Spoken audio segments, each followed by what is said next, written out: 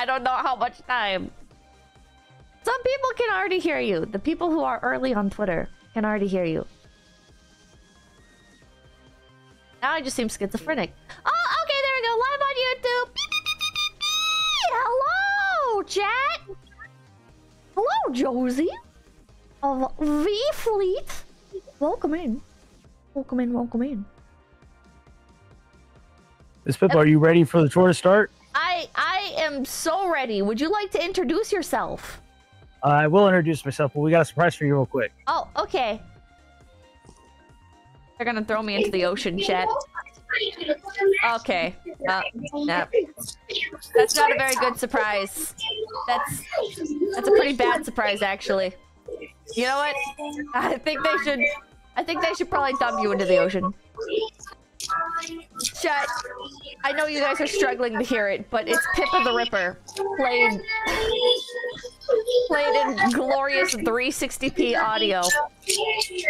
Alan, thank you for the raid.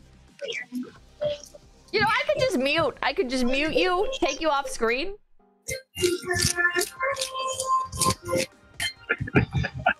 I'm so sorry for the cringe.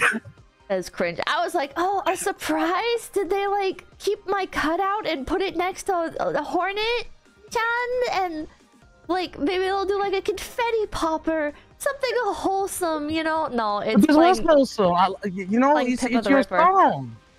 It's your song. I don't claim that. Miss Pippa is, like I told you, it's kind of fire. I'm digging it. I love that beat. Okay. Okay. What, you don't like it? No. Why not? Because it sounds bad. But it's you. Yeah, that's the problem. I like it. Okay. You know what? When we're done, I'm gonna put it on the car. I'm gonna play it on blast. I'm going through the streets. Everyone's gonna know the word. I don't think you should do that. I think everyone's gonna know the word. You know, you're in California, the land of music and Hollywood and executive producers and people who are actually talented selling their mixtapes on the street. Well, I'm gonna sell the Pippa. Then that's what I'm gonna do. I'm gonna sell the Pippa mixtape on the street. You don't think I can't do that? I don't think you have the rights to do that. I don't have the rights to do that, but hey, it's Oakland, California, so you can do a lot. Oh, okay. Home of the Chinese bootleg shops on every corner. Hey, listen, I have never seen. Anyways. Yeah. Anyways, what's up, Miss Pippa? How are you doing today? I was pretty good before that happened. What, you didn't like the little dance? You didn't like we was getting down on the deck. It was Oshi on deck, part 2. Oshi on deck, part 2, right? Nope. Man, chat, she doesn't claim that, man. That's crazy. Everyone was going crazy in there. Doggo, thank you for the 50 for the USS Hornet. Say thank you to Doggo. Jeez. Anyways, Miss Pippa, thank you so much for your help with this year's CarrierCon. It was an amazing event. We broke records with a record high attendance of 3K, a little over 3K. Wait, it was over 3K? Yes, ma'am. Oh, people were saying it was like 2,981 in ticket sales or something like that. Where do you get that number specifically? I think it was Endwar. I think Endwar said that. What? Maybe that was pre-sales. I mean, I literally went to the front desk and they told me, and I was like, "What?" But I guess that's fake news. It's more than fake news. Fake news media. Fake news. Fake news. Fake news. Typical fake California. News. Fake news. 24-hour media cycle. Sad. Fake news, Miss Pippa. You can't believe it. I'm just saying you can't believe it. Oh, Endwar says he was told 2,932. Are you inflating the numbers right now? Do we need a recount? I guess you know what? We need a recount. We need a recount. Stop the polls. Stop the polls. Stop the polls. Stop the polls. Due to foreign interference, we need a recount. Stop the polls. Stop the vote. We had a little bit more attendees than that, but we did hit 3K. So. Oh. Hell yeah! Unfortunately, we had some things unaccounted for, so there was a miscount. Stowaways. But either way, though, big contribution was from you. We do thank you very much, and especially with how much money you have raised for this year's theater restoration project. It's going to be really great, and actually we can kind of get the ball rolling right now. Really? Wait, how much in total do you guys have towards the project? So not just my account, but like the whole. I'd have to double check. But obviously there is your contribution as well, but also the numbers from CarrierCon. We're still counting the donations for that. What's really cool is we had an upsell with the concert. I'm sorry, with the convention tickets that you could give a $50 donation, and I believe we had an over 25% rate with the turnover on that. Really? So our institutional development department was very happy with that. Yes, that's huge. Oh my god, it was just like an optional thing. Like, oh, you can also like donate $50 to the con with your ticket. Yes, ma'am. It was an optional thing, and it was really cool to see a lot of people being generous and giving in that regard. Ah, was it like if you buy that, you also get access to Oshi on Deck, or was Oshi on Deck like a separate thing? How did that work? The Oshi on Deck was a separate thing too, and your money went from Oshi on Deck also went to the fundraiser as well. Ah. So if you went to Oshi on Deck and you did the full experience for CarrierCon, you were a MVP player. That's incredible. Shout out to everybody in chat who went. That's crazy. Thank you to all the people at home. We very much appreciate it. Wait, how much was Oshi on Deck? Like if you wanted a ticket to go? To Oshi on Deck was $45, I believe. $45. And that was like purchased separately? Yes, ma'am. Oh, so there you go, chat. If you go next year, you know, if they do Oshi on Deck next year, are you guys doing Oshi on Deck next year? No, Miss Pippa, what do you want to do? I want to come back. I want to do Oshi on Deck again. It's your show, Miss Pippa. It's your show. My show. It's your guys' show. I am but a small puzzle piece. Hey, what are you talking about? Everyone was going crazy for you. Everyone was going crazy for you. You flatter and me. you were the best MC we could ask for. Yeah, I was kind of good when I made people run around in circles and stuff and try to tip the boat. Yeah, it was so... I just made them run around in circles. Yeah. I'm good. It was so easy. So easy. I flip your hair a little bit more. Why don't you? I don't have that ring, so I can't. But, you know, I would if I could. We're going to work on it. We're going to work on it. So, hey, Fishman, work on the LTD right now. Yeah. Do it now. Do it now. Yeah. Write that down. Write that down. Wait, okay. Wait, in order to give viewers more FOMO, what would you say was like the highlight of CarrierCon? My highlight or just overall? Both. Do both. Overall, I'm going to say the highlight of CarrierCon was seeing how many people were just amazed that you could have an event like this on an aircraft carrier, because you normally wouldn't think anime, gaming, cosplay convention on an aircraft carrier. And we've been doing, and believe it or not, we've been doing CarrierCon since 2019. Oh, wait, what did the numbers look like? It was just a much smaller event. What did the numbers look like the earlier years? In 2019, I believe it was around 500 people. And obviously 2020 hit and the world stood still. Yeah. But then we came back in 2022 and we were at 700 people. Oh. Then in 2023, we started work. We did a little collab with `𝐸𝐴𝐺𝐸 for that. And we jumped all the way up to 2,000 people. Whoa. And then obviously things just grew from then. From 700 to 2,000 people, thanks to `𝐸𝐴𝐺𝐸.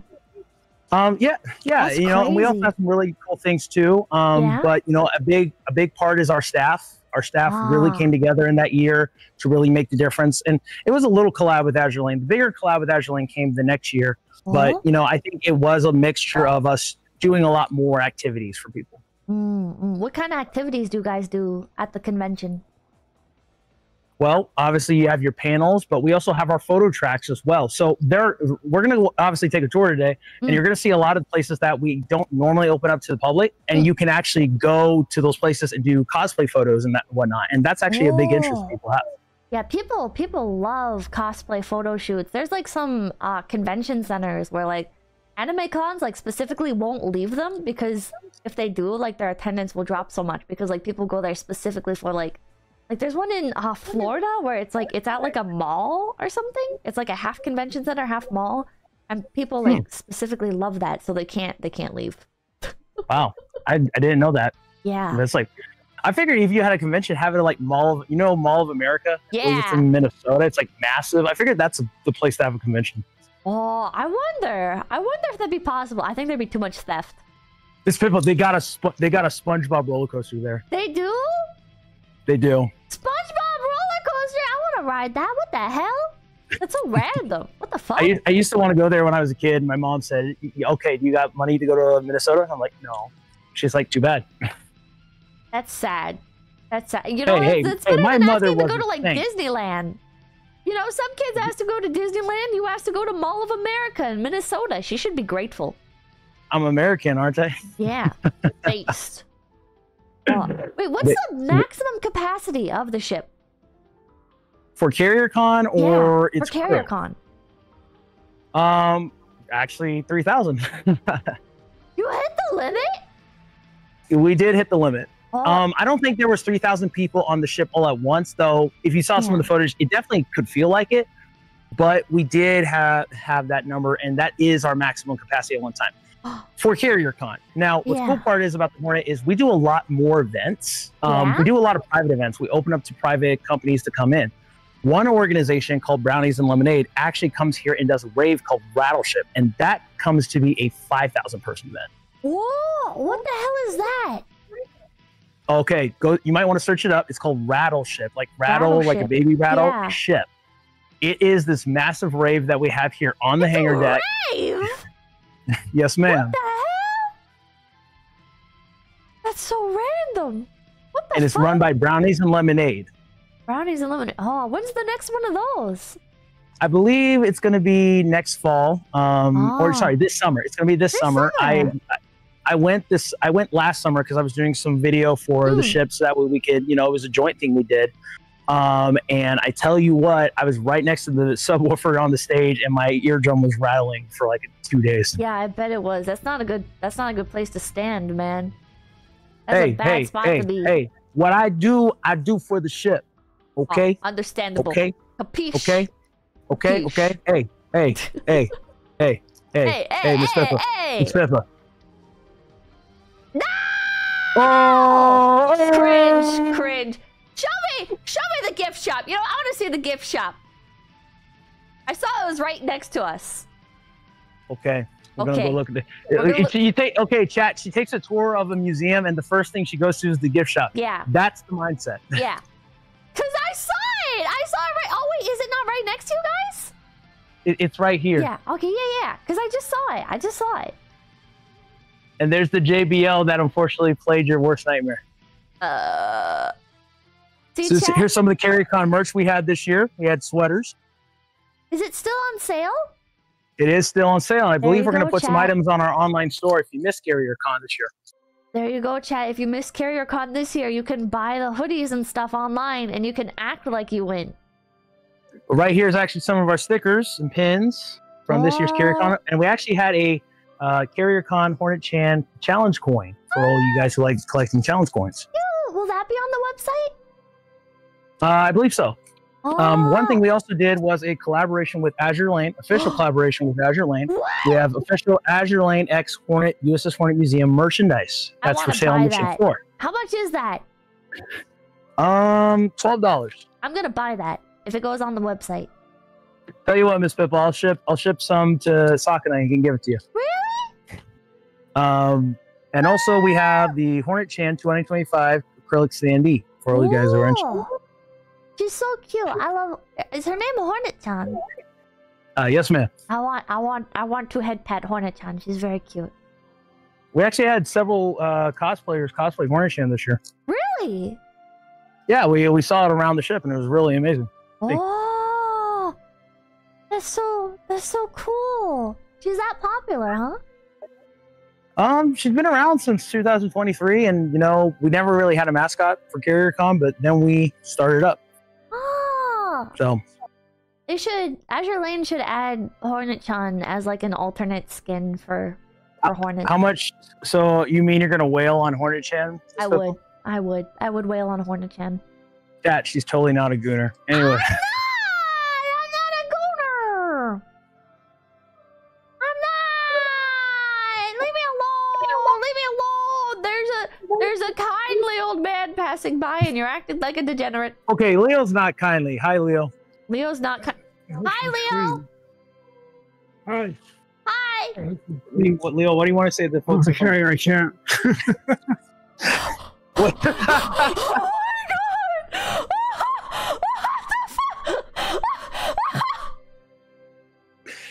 You're bad, man. You just say yup. We love you, Leo. I lost my voice this weekend. I can't. My lungs. Oh. Well, that's a great start to the tour. Yeah. I feel very welcomed here now. This is so I'm glad you feel welcome. Wait, Anyways, this is where the Face Connect booth was, right? This is right where the Face Connect booth was, and you know what? It was appropriate. You know why? Why? Because from what I hear, Face Connect, some of the talents are kind of nuclear. No. Well, let me ask you a question, Miss Pippa. What do you think this is? That's a nuclear missile. Exactly right. Type B-57. Hell yeah. This was added to our right?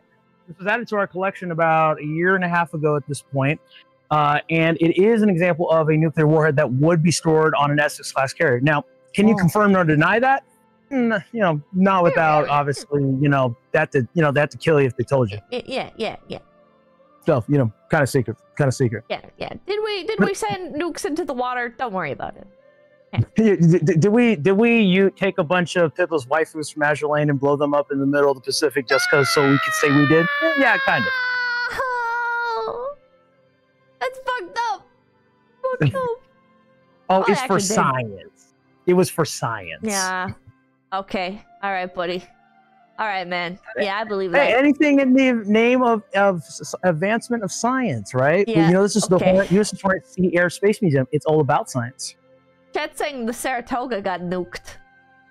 Yeah, she did. Oh, the cute really? little Saratoga in Azure Lane, right? Yeah. She's very cute. I like her pink hair. Yeah, but you know what Mr. B-57 says? Oh. Skill issue. Anyways. Wait, speaking of skill issue, isn't the scoreboard also over here somewhere? Oh, you're absolutely right, Miss Pippa. What? You were right just here gonna walk off without showing that? World War II. Oh, man. Why don't you explain this? Why don't you explain this to the viewers? What you're seeing here is so proudly the collection of the number of planes shot down by USS Hornet pilots. The ships that were sunk by USS Hornet. Obviously, you have a CV that was sunk by Hornet's Air Group. But also, a little cool Easter egg right over here.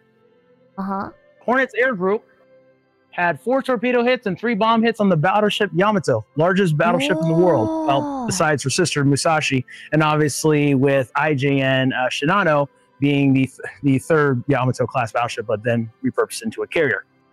And on here you have Hornet's total numbers. You have 668 planes shot down, 742 planes destroyed on the ground, and ships sunk or damaged, and this is in tonnage, 1,269,710. Jesus Christ. Hornet has one of the most decorated histories of United States naval warships. Really? Yes, especially for an aircraft carrier. The USS Hornet, funny enough, let me ask you this question, Ms. Pippa. How many USS Hornets do you think there were in the history of the United States Navy? Is the answer 2? I don't know. Is that your final answer? My final answer is 2. CV8 and CV12. Oh, chat's saying 3. So CV8, right? Yeah. Right, the CV8 and CV12. That's your final answer? Yeah. Wrong. Man, Miss Pippa, I thought you knew your history like that. I don't. I just enjoy it. I don't know shit. Well, Miss Pippa, the USS Hornet has a long history in the United States Navy. Dating back to the Revolutionary War in 1775, a commercial sailing vessel was converted into a warship for the United States Navy, the newly formed United States Navy at the time. And then throughout the history of the United States, you had different USS Hornets, especially in the sailing era. But then when you get to the late 1800s and early 1900s, you get into the steel era of ships. And then in 1941, we were introduced into Hornet CV-8, the first aircraft carrier to bear the name Hornet. And Miss Pippa, let me ask you a question. What do you think CV8 stands for? Carrier Vehicle 8? All right, tour's over. Or carrier vessel! Bye! Bye! Have a beautiful time!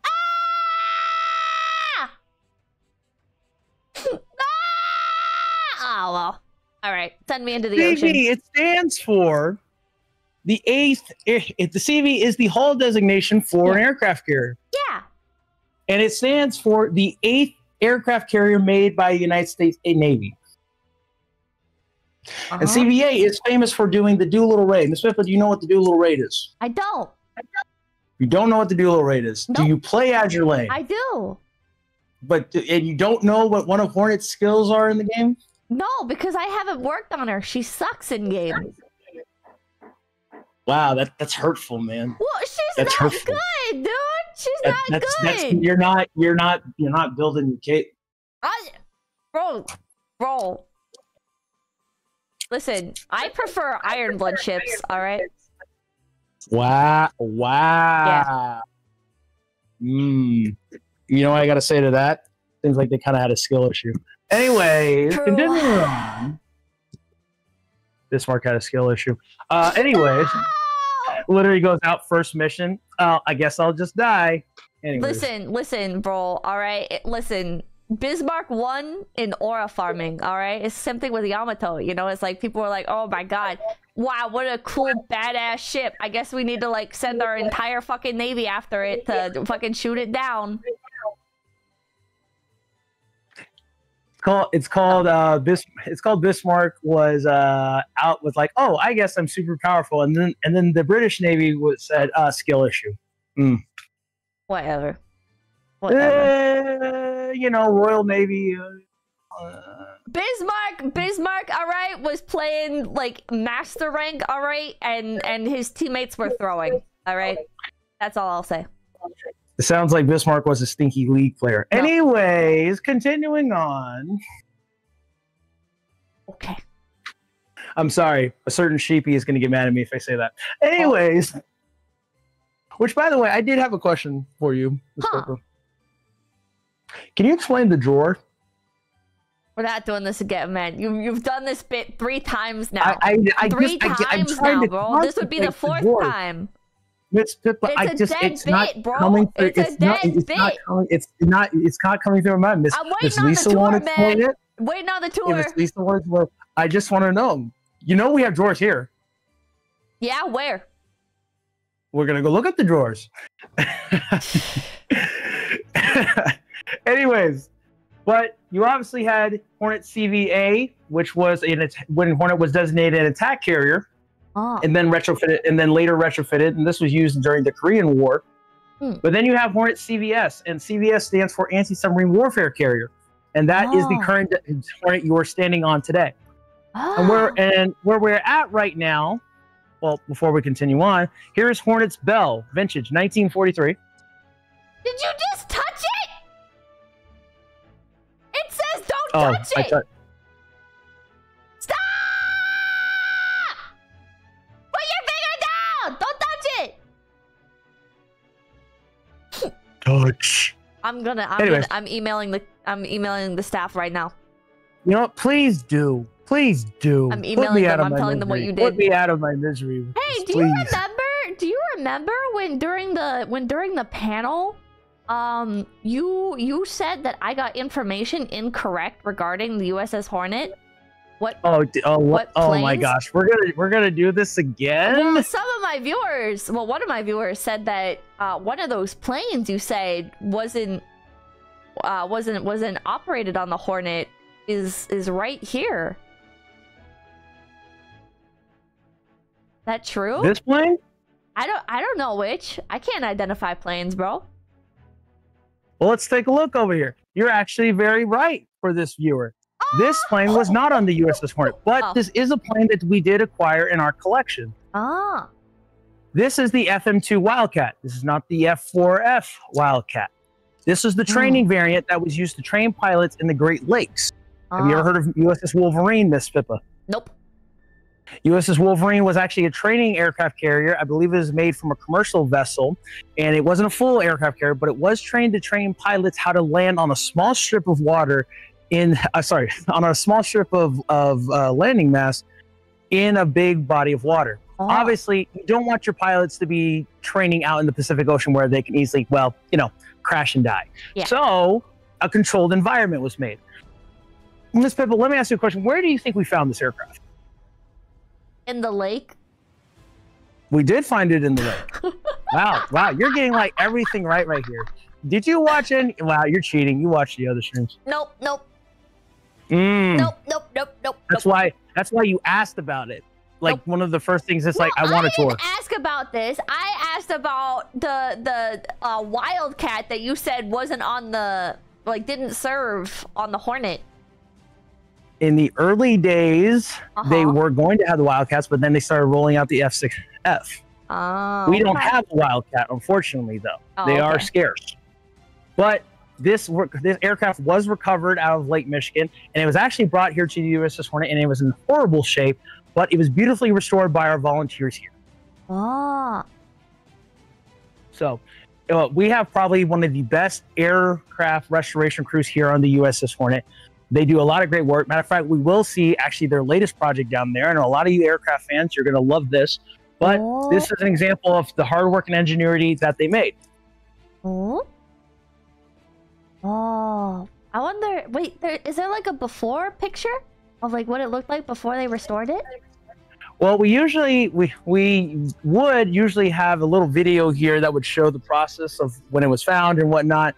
But they haven't been playing the video lately, so I assume there's a problem with the screen. That sucks. But it did look really beat up. But Miss Pippa, we are on the hangar deck. So, Mr. Cameraman, you could pan down and show how massive this is. You saw a CarrierCon, but this is what it looks like normally. Yeah, it's so spacious. About 800 feet. Well, obviously on the flight, counting the flight deck. 800 feet. Wait, that's it? It looks so much bigger than that. Well, obviously we're down below here on the hangar deck. On the flight deck, it looks even bigger too. Matter of fact, we have one of the best views of San Francisco from here. Really? But obviously, we talked about the FM2. This is another aircraft from our World War II collection. This is the TBM Avenger Torpedo Bomber. This is Miss June. This is Miss June. Everybody say hi, Miss June. Hi, Miss June. Hi, Miss June. Chat wave at Miss June. I'm going to be honest right now. We have plans for Miss June. She's not going to get scrapped, is she? No, we're going to turn her into a VTuber. We're going to make her a hag VTuber. We're going to make her a hag VTuber. I hope she's going to be a hag. I hope she has cool scars. Sexy hag, like 𝐒𝐿𝐢𝐻𝐻. You know, I tell you what, we'll send you. We'll let you design it. You give us the notes. Give us the notes. Give us the notes. Wait, I've done whole streams doing this kind of thing. Give us the notes. Give us the notes. Okay. What do you want your TBM VTuber look like? Oh. Kidding. But Miss June is a TBM torpedo bomber. Look how massive this aircraft is. So just for reference, I'm 6'5".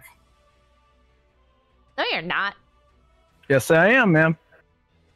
Is Oscar holding the camera right now? Oscar? No, no. Oscar's not even here. Who's holding the camera? Literally another staff member. Oh, sorry, Mr. Cameraman. He's so offended right now. That's crazy. That's crazy. Mr. Cameraman doesn't want to say his name. Sorry, that slipped out.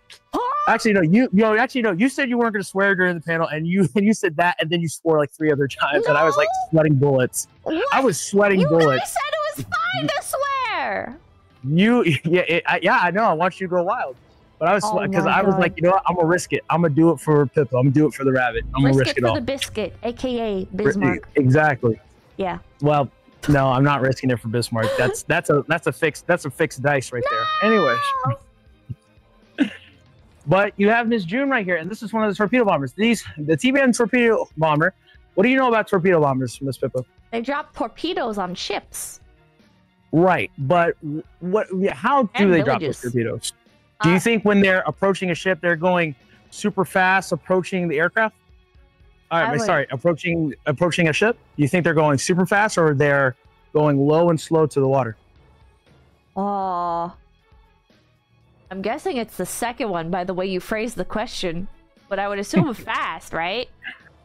No, they have to go low and slow to the water because you have to be at a certain speed to be able to drop the torpedo and for it to arm in the water to be able to slam to the side of a ship. Oh. Being a torpedo bomber pilot was risky business, and that's why Miss June is one tough plane. Oh. Did she get shot down? This aircraft? No. Yeah. No. Oh, how many hits did she take? How many hits this aircraft? This specific aircraft, or how many hits she could take potentially? Well, both. Well, it is said that there were TBM pilots who would come back and honestly would have major holes in their aircraft. That's how tough this aircraft was. Obviously taking, you know, you would think 127 millimeter shells. Anti-aircraft fire obviously was a major factor, but these aircraft were designed to tank that. Obviously, a direct hit is not what you want to take. However, it could take the shrapnel flak. Oh. But look how massive this wingspan is. And Ms. Peppa, do you know why? You may have noticed it on the FN2 Wildcat. Why are these wings folded? To allow for compact holding so you can fit more planes on the one ship. Exactly right, Ms. Pippa. Hell yeah. But let me ask you a question. Where are aircraft stored on the USS Hornet? In the... Or sorry, on the aircraft carrier. Where are they stored? In the hangar bay? No. No? Where do they store them? United States Navy doctrine dictated that aircraft needed to be stored on the flight deck. Matter of fact, when we go up to the flight deck, you're going to see a bunch of holes on the ground with little bars that are aircraft tie downs. They would tie the aircraft down on the top. Hi, Debbie. How you doing? Hey, everybody at home. I want to introduce you to Debbie. She's one of our volunteers here on the ship. Hi, Debbie. Debbie, what do you have to say to old folks at home? Well, I just want to say I've been here since 2023, and I am loving it. I'm needle gunning. I'm growling. I used to type 140 words a minute and be a legal secretary, so now it's completely different. You do an excellent job, Miss Debbie, and we are very appreciative to have you here. Thank you. It's my honor. Aw. Wait, what's Debbie's job here? Miss Debbie, what would you say is your main job here? I know you do restoration, correct? You want to talk about some of the work you do? Yes, I do a lot of needle gunning. Needle gunning? Wait, what's that? Then she asked what needle gunning is. It's a large gun that has needles sticking out of it. Oh. And you can get all the way through the rust, where in my dad's day, they didn't have a needle gun. We used a slag hammer to knock it off. So I'm able to do that, and then I prime it, and then I paint it.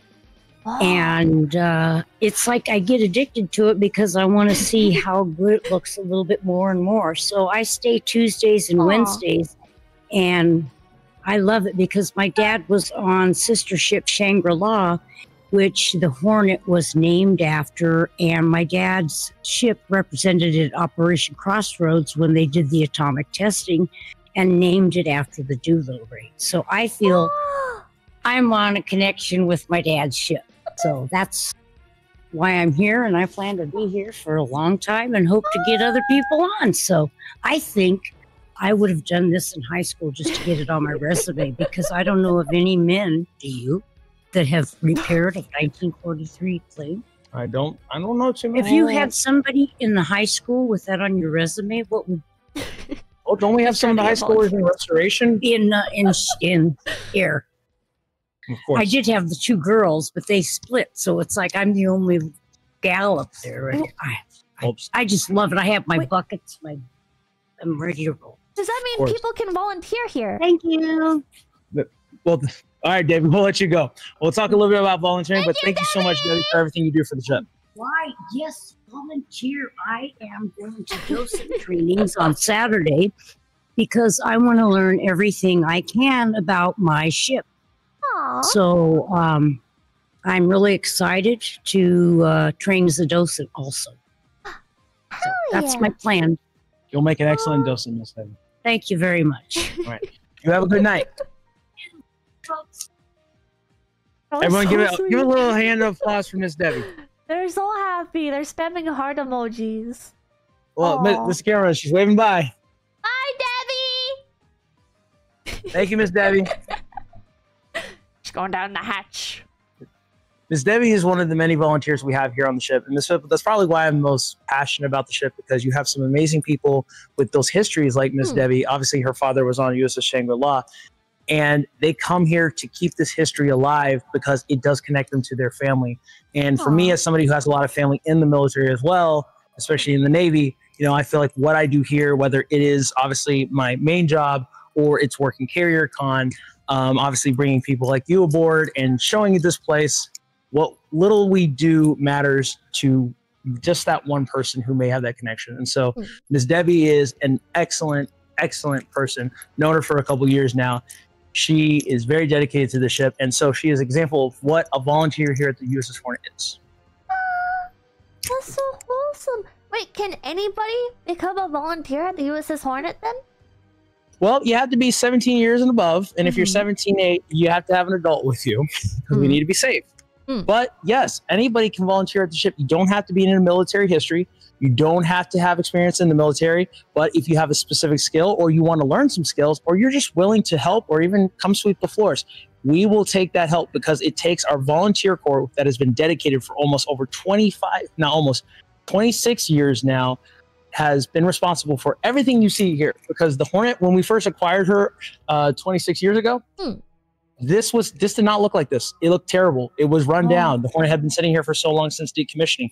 And it was through the forces of our volunteers who had been there since the beginning and made the ship operational, open as a museum, that Hornet is here today. Wait, so you guys will teach people what they need to do if they want to volunteer. Like a volunteer could come along with no skills and get started here. Exactly right, Miss Pippa. We have experienced people, and we have a lot of Navy veterans who actually have a lot of skills, especially in engineering and electrical engineering, and also in aircraft maintenance, that come and teach the next generation. I think Miss Debbie mentioned it. We have a couple of high schoolers that come here, and they are learning all these amazing skills, taking it into their lives in the next phase. But again, it is a learning and teaching thing. We believe in OTJ, on-the-job training. Heck yeah. Where might somebody go if they want to look into volunteering for the USS Hornet? So if you want to volunteer for the USS Hornet Museum, you can go to our website. There's a tab above that says volunteer, join, or about. I believe the website has changed a bit. But you can go on the website and you can fill out an application. We have our new volunteer orientation every month. And you get to come here at the ship. You get to learn about what being a volunteer is and some of the departments you are available to join. And you are able to start almost right away after you get a background check. And we just need to make sure everyone's safe when you come here aboard the ship. And it's fairly an easy process. And again, everybody here is so welcoming and kind. And we, again, accept anybody and everybody because we want you, if you're passionate about what we're doing here, to come join our crew. There you go, chat. You can. Yeah, this is the most wholesome Pippa stream I've ever seen in my life. Oh my gosh. Very wholesome. What do you mean? No. Oh my god. Okay, wait. Also, one more question, because somebody brought up if they don't have anything to do during the summer. So, is it something that people could like pop in for like a limited amount of time? Like. Yes, ma'am. Yes, ma'am. They can. Actually, one of my good friends, Tom Masterson, he was a docent here. He was a docent here when I became a docent. Which is a couple years back ago. When I first came here, I was volunteering as a docent. He actually left to go join the Navy. He is now a pilot. And so he was only here for a little while. He would come in the summers when he's not busy, but he was only here for a short amount of time. But he comes back every now and then when he's off. But again, it doesn't matter. You don't have to be forever a volunteer. If you want to come for the summer and work, we're more than happy to take you. Matter of fact, we do have a large influx of volunteers that come for the summer, and that's when we get a lot of our restoration work done, especially on a lot of the aircraft, because it's easier for us to paint and to do a lot of upkeep during that time versus the rainy season. Heck yeah! There you go, chat. Oh, wait, also one more question. Do you guys accept foreigners? So if somebody comes over from another country for the summer or whatever, can they volunteer still? Yeah. Yes, ma'am. I know when I first came aboard the ship, I met actually some people who were from China. They came over and wanted to volunteer on the ship. So we are open to anybody and everybody who wants to come and help us in our mission. There you go, chat. All right, thank you. And of course. What is That's this? a big plane. Yeah, that is a big plane. What's with the thing in the front? Oh, jet intake. Whoa. Oh, that's where we store the flex tape. Oh, okay. Yeah, that makes sense. You get the flex tape, and you just slap it on there. Yeah, that's a lot of damage. And also any tourists that act up, you can throw them in there. What? You throw anybody who messes around, sneaks into parts of the ship that they shouldn't. You just throw them into the jet intake. Wait, I feel like you're projecting right now. No. This is Miss Pippa. This is why you're not going to become a docent. I fear for the guests. sorry, Miss Pippa. You're banned from being a docent. I would do great. No, we'll make you the local ship idol. That's what we'll do. Okay, and we'll play Pippa the Ripper. No, that doesn't work. Never mind. I take it back. No, she said it worked. She said it worked. Chat. She said it worked. Clip that. No. Do it now. Tell me about this. What is this? What's going on here? Well, Miss Pippa, I got it. Well, obviously you have a jet intake here, but let me ask you a question. Do you know what a jet intake is? Is it an air intake for the jet engines? Miss Pippa, are you familiar with the movie The Incredibles? Yeah. Darling, we don't like capes, darling. We don't wear the capes. They go in there and they go, you get sucked into a jet airline and you don't like that, darling. Darling, we don't like that. So they kill people in there. As Edna Mode would say, no capes. Okay. But obviously, what does that mean? No capes? Yeah. What? No. What is the operation of this? What does it do? Jet intake sucks air in, creates combustion and thrust, creates thrust out the other end, shooting this aircraft forward. But the aircraft you're looking here is the FA Crusader.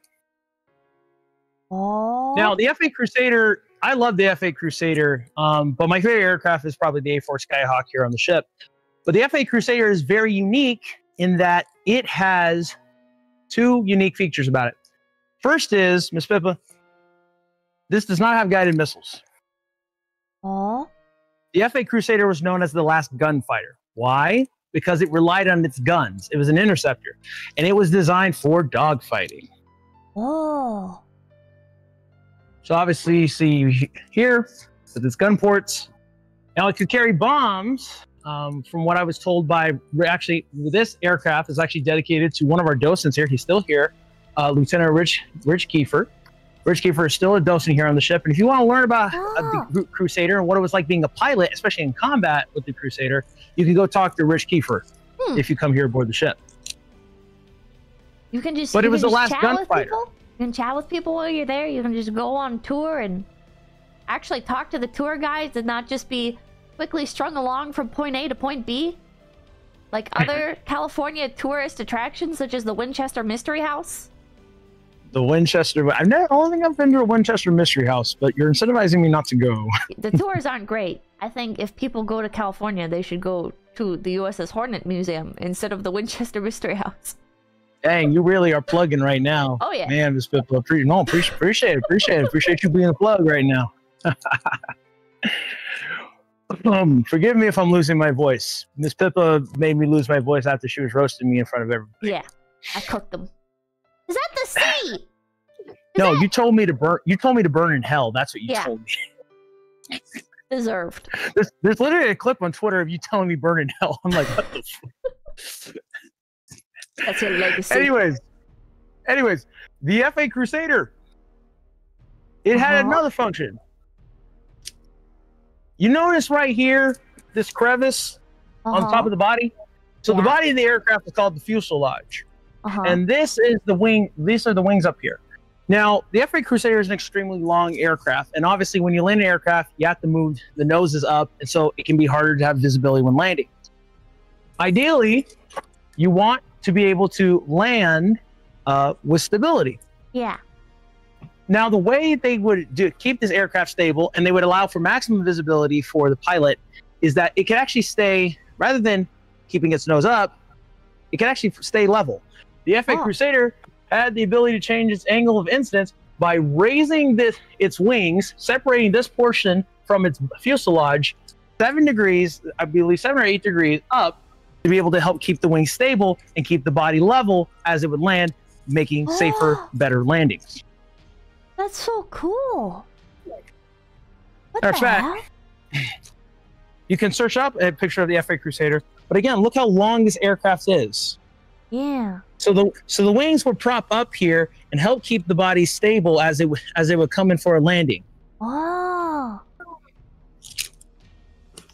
That's really cool. Wait, how would the pilot do that? Is there just like a button that they press, or is it like a? It was automatic? Yes, it was a mechanism. As the pilot was getting ready for the carrier approach, it was a mechanism that the pilot would have to activate. Ah. The FA Crusader was the last single-engine, single-seat carrier-based fighter that obviously was used in the Navy. Oh. So it was designed for aerial combat. Very great aircraft. A lot of FA Crusader pilots here on the ship. Matter of fact, I'll talk about him right now. And he is still a docent on the ship. He is still around. This is Docent Willie Sharp's flight suit. No, let him out! Actually used. And Willie Sharp is a combat veteran. In there. Let him out! Break the glass! It's not getting out. No! We have immortalized him in there. No. He's trapped behind the glass like you, Miss Pippa, for you are VTuber. There's a real guy on the ship that used to wear that outfit, or was that the joke that the mannequin is him? No, I literally said that Willie Sharp is still a docent here. Oh, well, I didn't know if you meant Willie Sharp is the mannequin, and you were fucking with me. Why didn't I imply that? I was trying to figure out if it was a joke or not! Miss Pippa. What? Miss Pippa. What? Has the Azure Rinkou brain been rotting your brain lately? Where's Willie? Is Willie here today?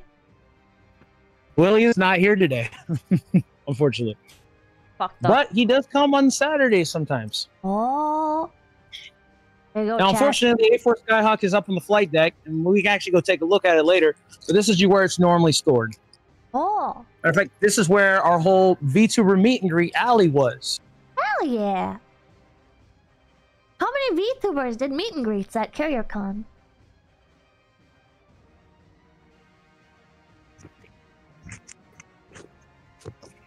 This man does not know how to count. 7. 7! Oh. No. No? we had about 20, we had a little over 20. 20! So you're There were a saying lot of if people go to CarrierCon, they have an opportunity to meet 20 different VTubers? You have opportunity to meet 20 different VTubers, and a good chunk of those were well, I won't talk about it. But anyway. You already know who I'm talking about, Miss Pippa. Oh. They're in chat, they're watching. I don't want them to know. He's shilling V Fleet. I'm not. Josie, did you have a meet and greet? No,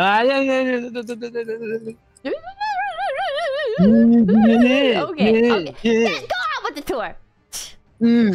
No, maybe I don't wanna. Do it! Cameraman, beat him up. Step off. Now! Okay. Is that easy? Man. So, we got right here is the evolution, obviously, of Hornet's air wing.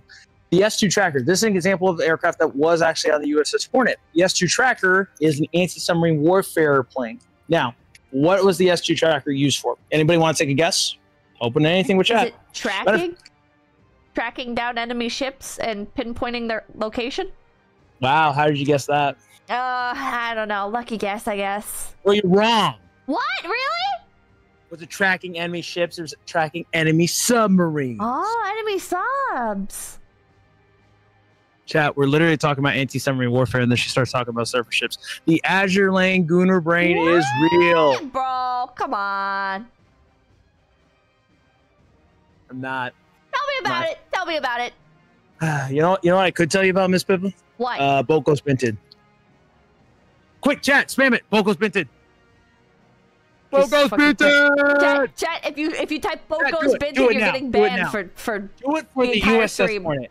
Do it for the USS Hornet. My Do God. you guys love the Hornet? Well, Boat Goes Binted. Mods, ban these people. You sound like Queso with that one. You're like, ban them. Ban them. Ban them. Mods, ban anyone who calls me fat. Get this guy out of the Queso. screen. Oh, Sippy's in chat too. Hi, Sippy. Sippy says hi, Mom. Hi, son.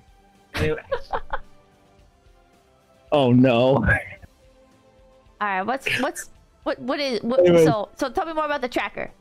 I'll tell you about the SU tracker. Well, the SU tracker was used for anti-submarine warfare. It would drop sonar buoys in the water that would drop into the water and obviously put out pings with sonar to be able to track aircraft. Now, these guys were so good at their job that they could tell what kind of submarine it was, how big it was, and in some cases, tell you what country it was from. Really? Wait, how could they identify that? They had a large book that obviously had as much intelligence as they could, especially about enemy submarine designs.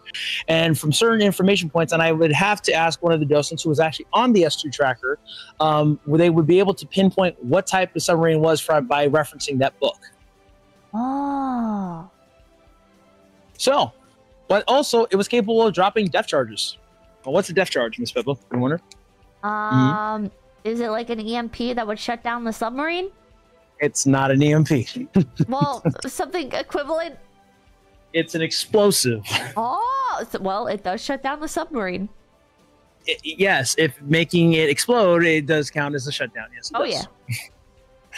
Yeah. But here's the thing about this: the depth charge. The depth charge doesn't need to directly hit the submarine. It's not like, oh, it has to be right on target. It is a little hard, especially as it's moving in the water. Yeah. But it creates a giant air pocket underwater. Have you ever taken a water bottle or a soda can and have you gone in the water with it, taken it down in the water, and somehow it crumbled up? Yeah.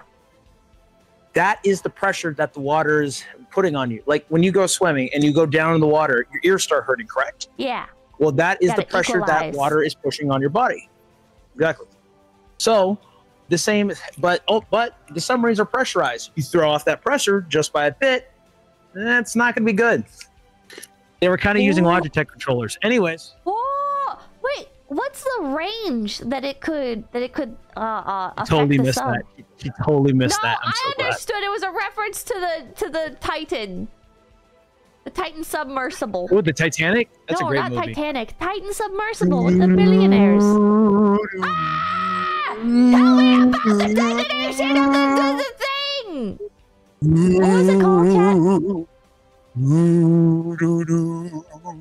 Okay. What was the thing called? Sorry. What was the bomb called? The bomb? Yeah. What did you say? The depth charge. Depth charge. Okay. What was like the range of that? Like if somebody dropped that, like. So depth charges could be the depth charges on the S2, and in general, as I was told by a docent who actually was involved in anti-submarine warfare, could be set to certain depths. So as it sunk into the water and it reached a certain depth that they would see, okay, the submarine is at this depth, boom. How could they identify how deep the submarine was? With the sonar buoys. Oh, okay. Oh, Now, so they had it like down to an exact science.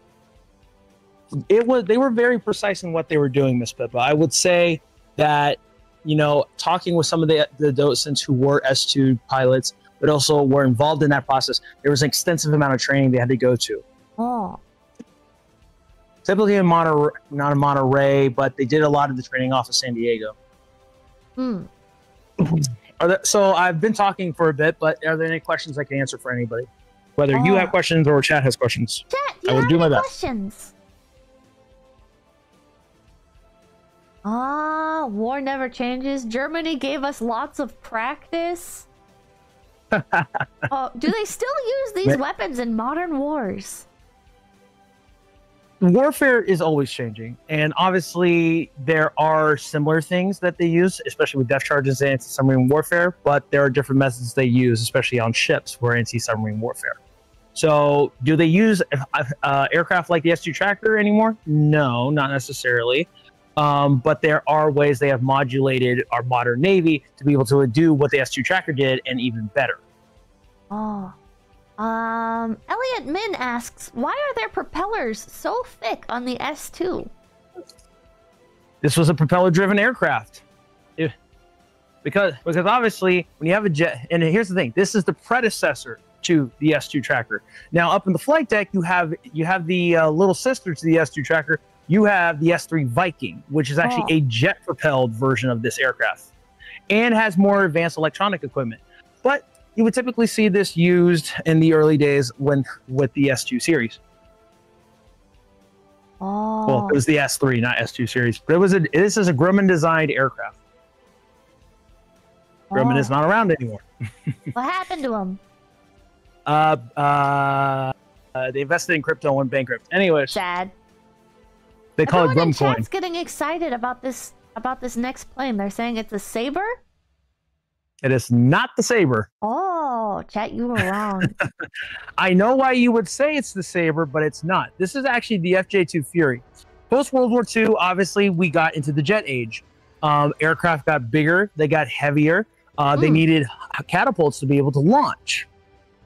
And the FJ2 Fury was one of the first massively produced and used jet aircraft that were used by the United States Navy, especially in the Korean War.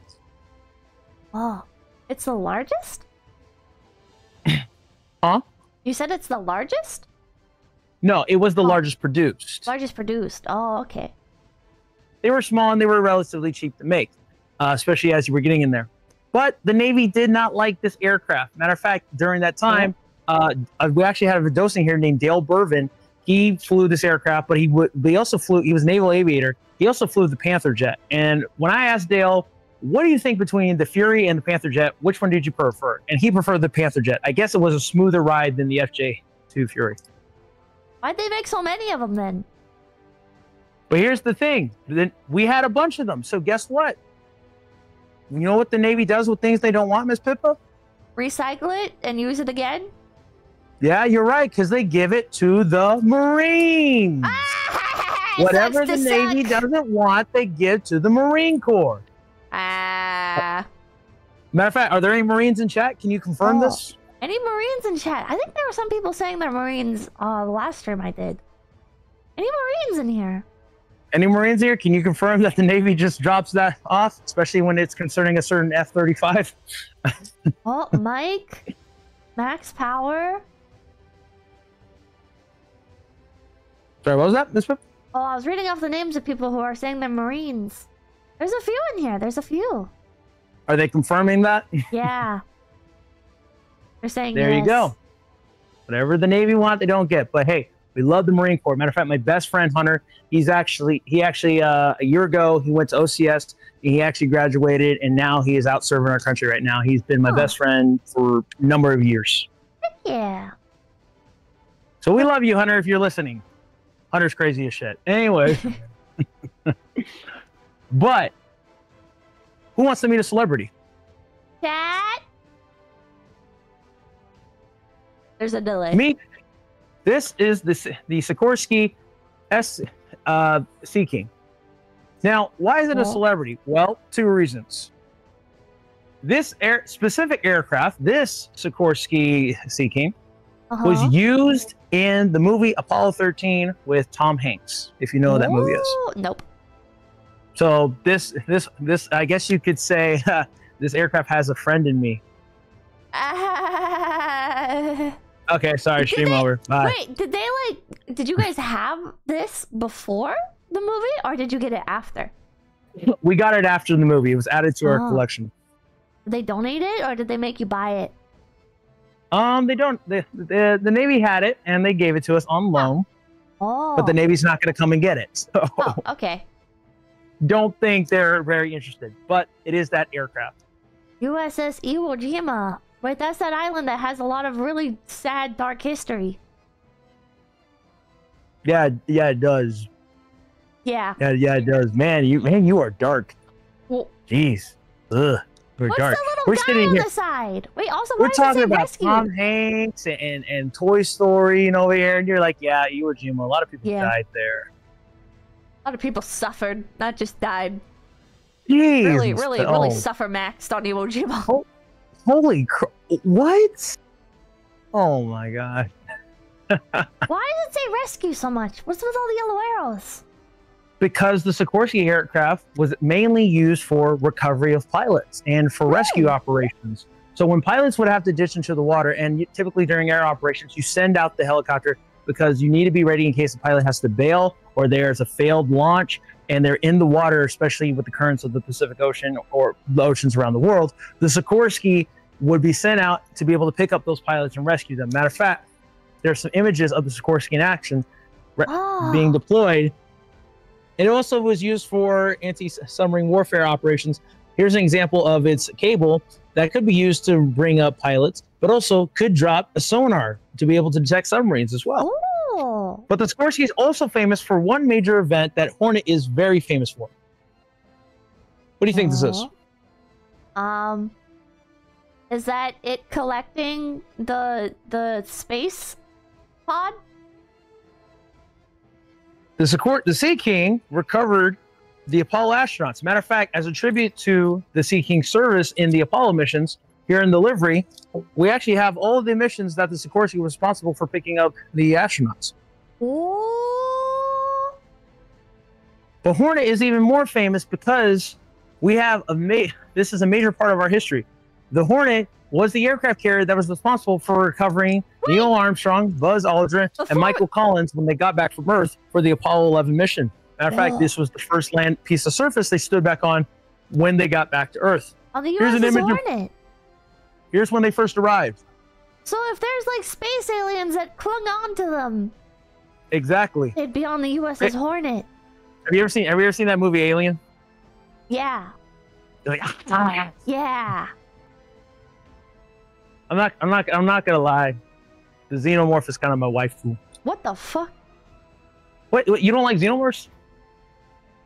No. They're very nurturing. They're very nurturing. They make little like, you know what I mean. You ever played like any of the Aliens games? They make like these little cozy little things that stick you to the wall. They're very nice. Very nice. You're fucked up, man. You're fucked up. What? What do you mean? What are you talking about? Are you telling me like the face huggers, man? They're just hugging you. They just love you. Can you climb into the Apollo 11?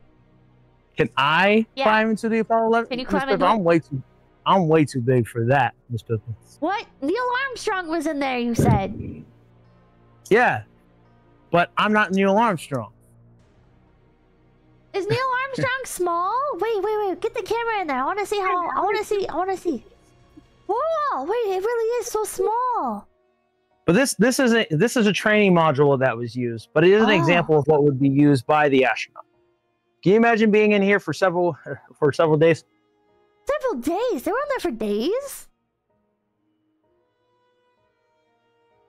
What? But when the Sikorsky was here, and as you saw in the image, here are the steps that Neil Armstrong, Buzz Aldrin, and Michael Collins took when they went off of the Sikorsky, wearing those big suits. They went straight into quarantine. Oh yeah, I heard about this. Because it's space cooties. Yeah, adverse effects.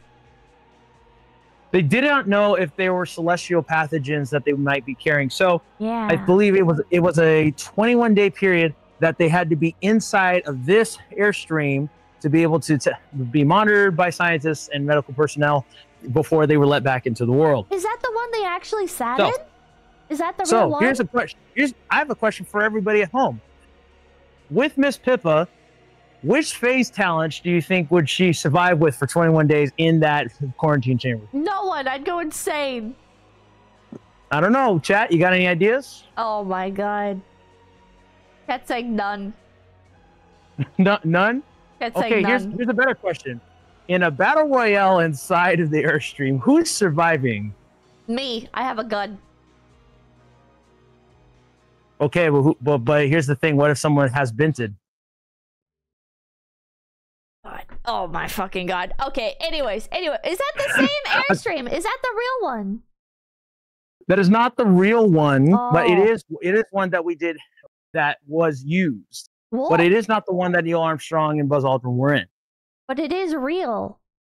Yes, for educational purposes, we do have one that was given to us by the Smithsonian. Oh. Oh. So wait, so do you know who used that one? I do not know, unfortunately. Sad. Wow. Okay, cool. Yeah, I'm trying my best here. That is cool, though. It is cool. It's real. I'm just trying my best, and you're really making me uncomfortable right now. I'm just saying. Shut up. Billy is asking if it's the Gemini module. Huh? Somebody in chat is asking if it's the Gemini module. It's not the Gemini module. Oh. Again, this is a training one. Didn't go to space, Okay. but it was given to us by the Smithsonian. Ah. Because again, we use the mission of USS Hornet is to use our collections and exhibits to be able to educate and inspire the public. Heck yeah. But here you have a mural of the various aircraft that were on the USS Hornet. And this was made by a docent before they passed away. Aw. Mr. Reddick Gonda, back in 2013. And you see all the different aircraft that Hornet have. What's the top left However, one? this does include Hornet CV-8. So does this look familiar, Miss Pippa? That's the bombers they used during like World War II. Yes, ma'am. But Yeah. why would this be on a USS Hornet? Because you stole it from the enemies. This isn't Grand Theft Auto 5, Miss Pippa. Come on. I know. Come on. What you think it's like Grand Theft Auto 5? You just put in the cheat code, it just pops up, you just steal it. You know what I mean? Life's not a video game. Do a little raid. Chat saying do a little raid. It's the dual little raid, Miss Pippa.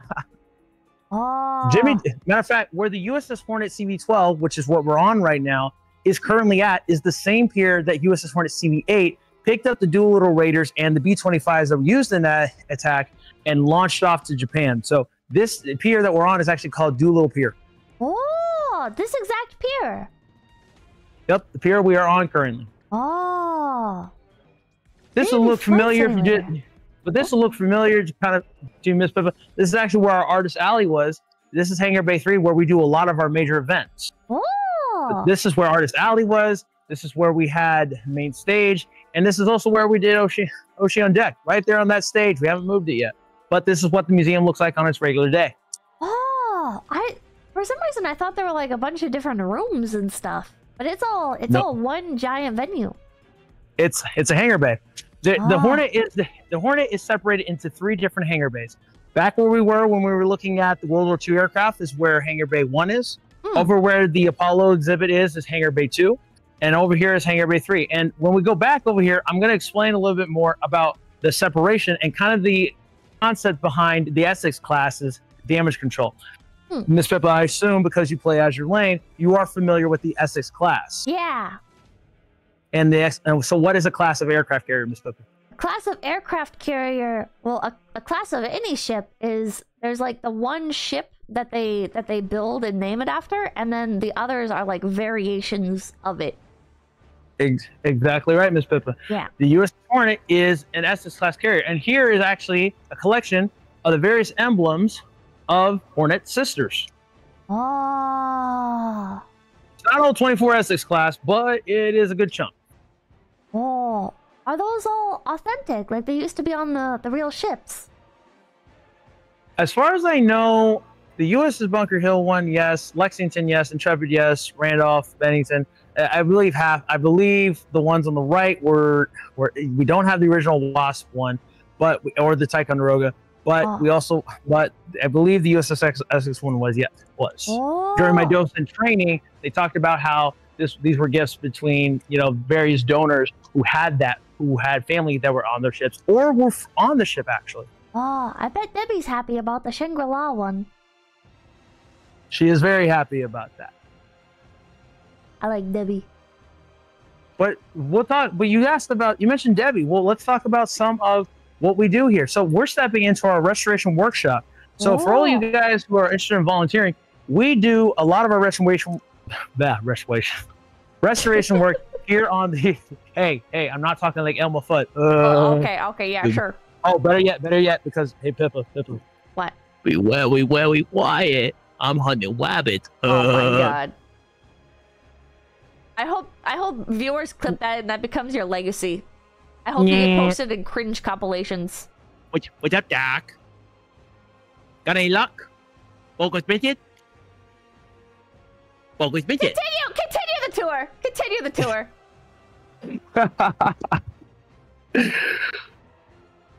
Chat, this is our latest restoration project. Been in the works for about 3 years. Can you guess what aircraft this is? Oh. Whoever guesses it gets a cookie. Chat, can you guess this?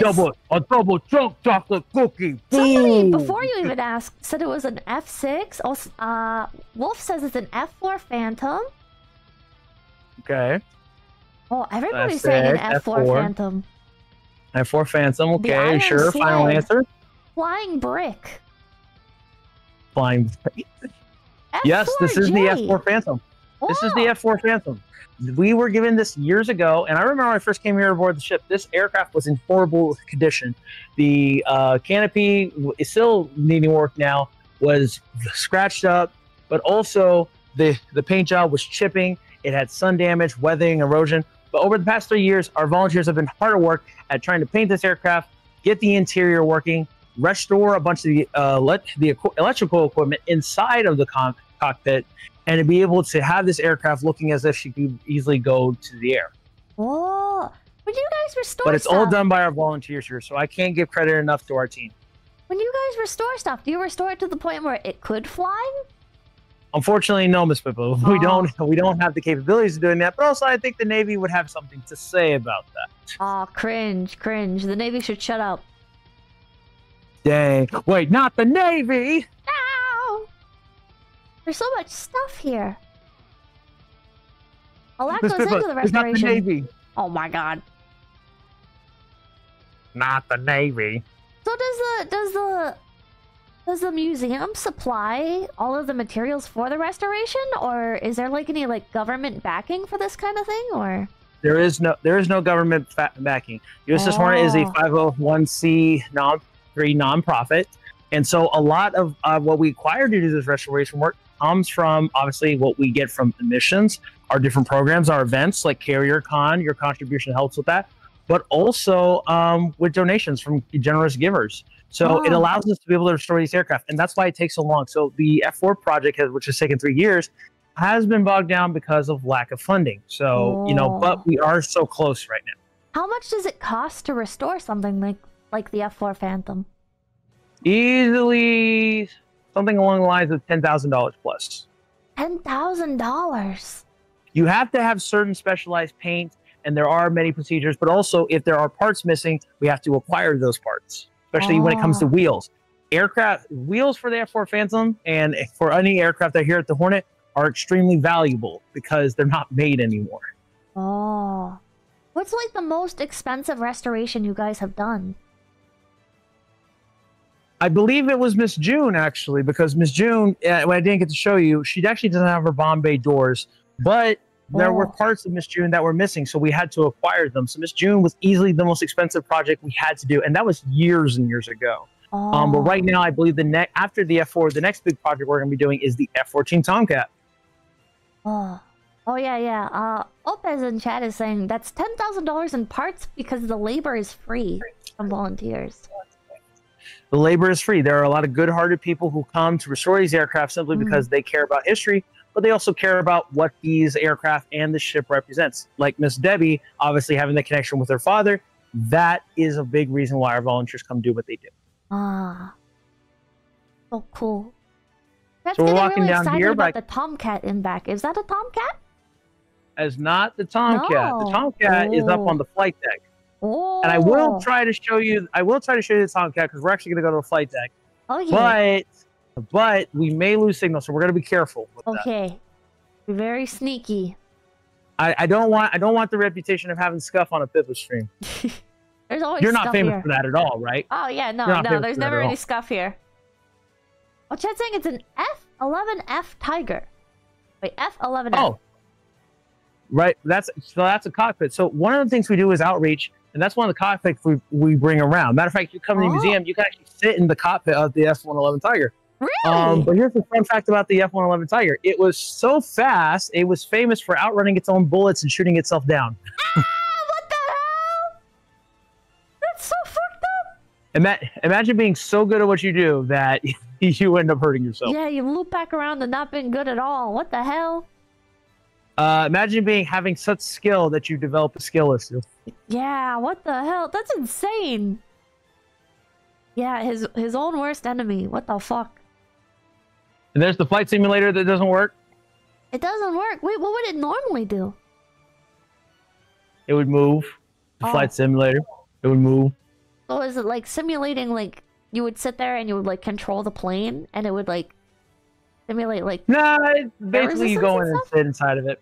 There, you know, USS Midway down in San Diego actually has some pretty cool simulators that you can actually pilot and move and go inverted. Oh. So, very cool museum. Love the USS Midway. Love the shout out to the USS Midway and the USS Iowa down in San Pedro, California. So, shout out to those two museums here in California. Oh, yeah, somebody was asking. They said they live near the USS Iowa. And they were like, oh, is it worth going? It is absolutely worth going. I got a lot of friends down at the USS Iowa. They got a great crew. They do a lot of great programs over there. But also, you're seeing the last battleship class that was made by the United States. So, I highly recommend going and visit the Iowa. There you go, chat. But look at these doors. They're colorful. This is for the colorful. hangar bay. They're colorful and they're armored. Oh, really? Why? Yes. Why? Because here's the thing about aircraft. They are never fueled and they are never armed on the hangar deck. They are fueled and armed on the flight deck. Why? Because it's easier in case of a fire. If you have a fire down here, you have to shut these hangar bay doors and you have to cut it off. So that way you were able to contain the damage. It's part of the philosophy that the Americans had during World War II when it came to damage control. As a matter of fact, we were so good at damage control that we were able to get many ships back to port that should not survive. USS Yorktown, I believe USS Yorktown with CV5, is a good example of that. Wait, we recovered the Yorktown? I thought it sucked. It sunk. Did you just say it sucked? No, that sunk! Wow. So for all you Yorktown lovers in Azure Lane, just look what Pippa just said. Wow. Just said about your wife. That's crazy, Miss Pippa. That's crazy, Miss Pippa. Man, you were throwing some shade. It did sink. Toxic. That's saying it did sink. I thought you said it sucked. No! It did. USS Yorktown did sink, but USS Yorktown is back. Matter of fact, let me give you a little here. This is Miss Pippa. This is a gold star. Okay, this is a gold star. I believe the only other person who even alluded to this, who almost got it right, was Miss Lisa. So you okay? Okay. All the marbles. Okay. Ready? Okay. Okay. Okay. Okay. What was this ship's original name? Its original name? Oh, specifically CV-12. Hornet. Nope. Eh? Nope. No? Nope. I have no idea. When CV-12 was laid down, she had a different name. In chat, yes? That's saying 𝐒𝐴𝐿. But isn't 𝐒𝐴𝐿 a different ship? It is a different ship. It was a later ship. Oh. But this Hornet, this aircraft carrier, the hull, this Essex class, was originally supposed to be named USS 𝐒𝐴𝐿. Matter of fact, if you take a tour in our engine room and you go down into the engine room and the boiler room, you can see a plate that says USS 𝐒𝐴𝐿, 1942. Oh, everything else says Hornet, except that. That's saying she was renamed after the Hornet song. Why did they rename it? Well, obviously, it was the USS Hornet CV-8 was sunk in the Battle of Santa Cruz in 1942. When that happened, the United States, they wanted to rename it to honor the crew of the USS Hornet and that fallen ship and get her back out into the fight. So obviously, they renamed this ship USS Hornet. They renamed CV-16 USS Lexington. They renamed her Lexington, and obviously you have Yorktown as well, CV-10. So many of the Essex classes were actually renamed for those fallen carriers. Oh, that's very sweet. Little memorial. It's probably the reason why, if I'm using Azure Lane logic, Miss Pippa, it's why there's Hornet 2 and there's Yorktown 2. They represent Hornet CV-12 and CV-10 respectively, and they are reborn. Ah. So cool. Very wholesome, very wholesome. This is a very wholesome Pippa stream. Is this normal, guys? It is normal. There's plenty of wholesome streams. I don't feel like this is normal. Oh my god. Is it possible for a ship to be named after a ship that is still active duty? So are you saying for there to be two ships of the same name? Yeah. At the same time in active service? Yeah. No. No. Oh. Now, there actually was a submarine that was just named USS New Jersey, and obviously USS New Jersey is still around as a museum in Camden, New Jersey. Yeah. And where we are is the most important part of the tour. Escalator! It's the escalator. Woo! You guys put this in, right? Surely. When do we get to the ride? This is... Yay! This is the ride! This doesn't look like it's escalating. Yeah, it's because we only run it in case someone needs assistance getting to the flight deck. And considering how me and Mr. Cameraman can actually walk, well, I think we should just save the power. Ah. Did you guys put this in, or did the Navy put it in? The Navy put this in back in the 1950s. Be honest! Yes, that's what happened. Chat, is this real? Yes, the Navy put it in. They didn't have escalators in the 1950s. Wait, what in the world is this? Amazon delivery! Or box of No, cereal? we got a lunch. Oh, it's a Lunchables box. What the hell? Somebody littered? And we had a field trip today, so kids. A field trip right after CarrierCon. You guys never stop, do you?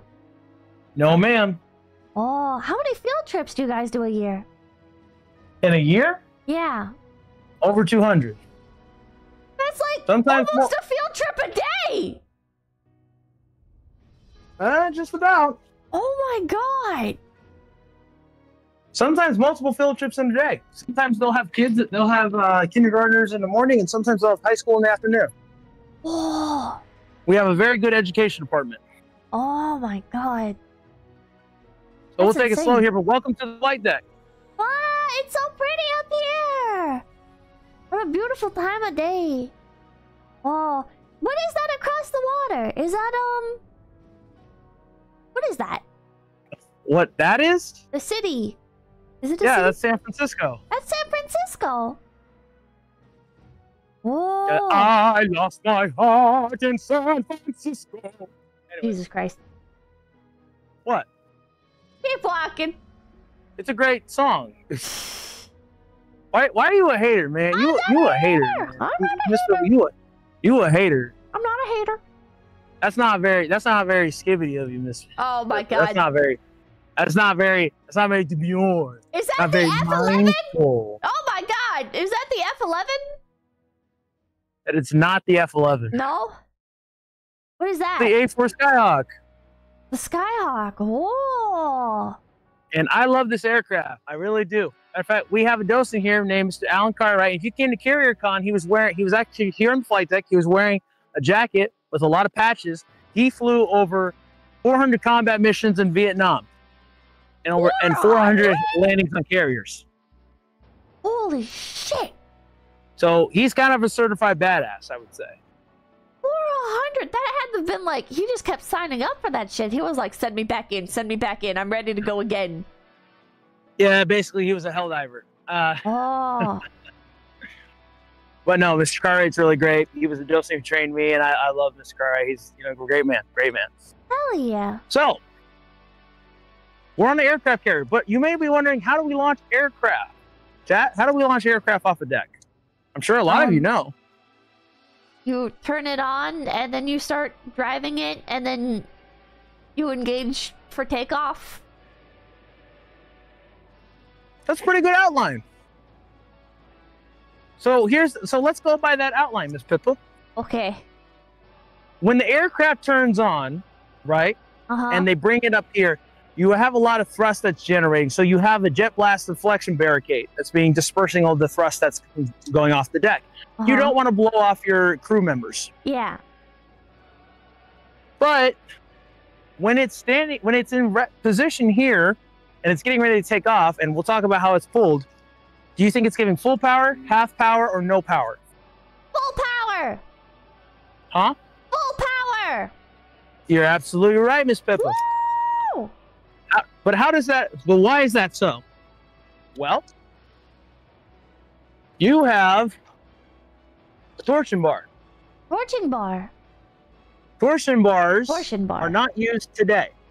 No. These are connected to a holdback cable that is connected to the ship. Helps to hold it back. And this aircraft is giving full power. And you know what's holding it back? Ah. This bar. Oh. This is specially made for the A4 Skyhawk. There's multiple different types of torsion bars. Matter of fact, this is pretty heavy. It weighs as much as, like, say, a barbell or so. And there's different torsion bars with different shapes and sizes to be able to hold the weight and to account for different aircraft. Oh. This torsion bar specifically is made for the A4 Skyhawk. See how it's connected to this holdback junction? Yeah. And this holdback cable here. It's connected here. This holds the aircraft in place. But here's the thing. There's a certain amount of torsion that is needed to pull this aircraft forward and also to keep it in place. So this specifically made and engineered barbell you see is strong enough to hold it in place while it's in resting position. But as soon as the catapult guys hit the button and the catapult room gets information about how much they need to pull forward on it, breaks in half. Whoa. But it's only with that certain amount. This is a disposable. The Navy would basically break apart, throw it over the side, you're done. Really? They couldn't be recycled at all. No, ma'am. But they did figure out a way to be able to recycle these. Not these, but they did. Oh. Before I talk about how the aircraft's pulled, since I'm going in order, this is a really cool feature about the A4 Skyhawk. So, when the aircraft's in its resting position and it's here, you see how the wings are kind of curved over? Yeah. Miss Pippa, can you hear us? Yeah. You hear me? Yeah, we can hear you. Did we lose you? No. No, no.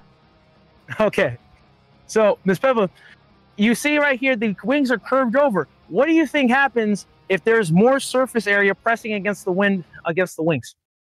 If there's more surface area pressing against the wings while it's folded out?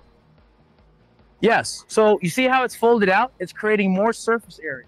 Yeah. What slows down an aircraft? Surface area. Yes, but there's a specific word for it. Friction. Friction. Surface Okay, tension. I'm looking for the D word. Okay, no, never mind. What? It's called drag. It's called drag. Oh, okay. It's called drag. Drag. I've been doing too many tours with VTubers. It's oh no. I don't get it. You know, chat, I feel like that Pippa illustration where she's smoking a cigarette and like the eyes, you know, about to crash out. I feel like that sometimes. So I don't get it. are you cutting out? No. I'm crashing out, Miss Pippa.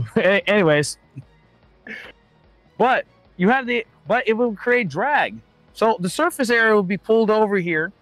But here's the thing: as the aircraft takes off and it gets up to speed, this gets shuttled back into here. Notice how this is like a blade now. Whoa.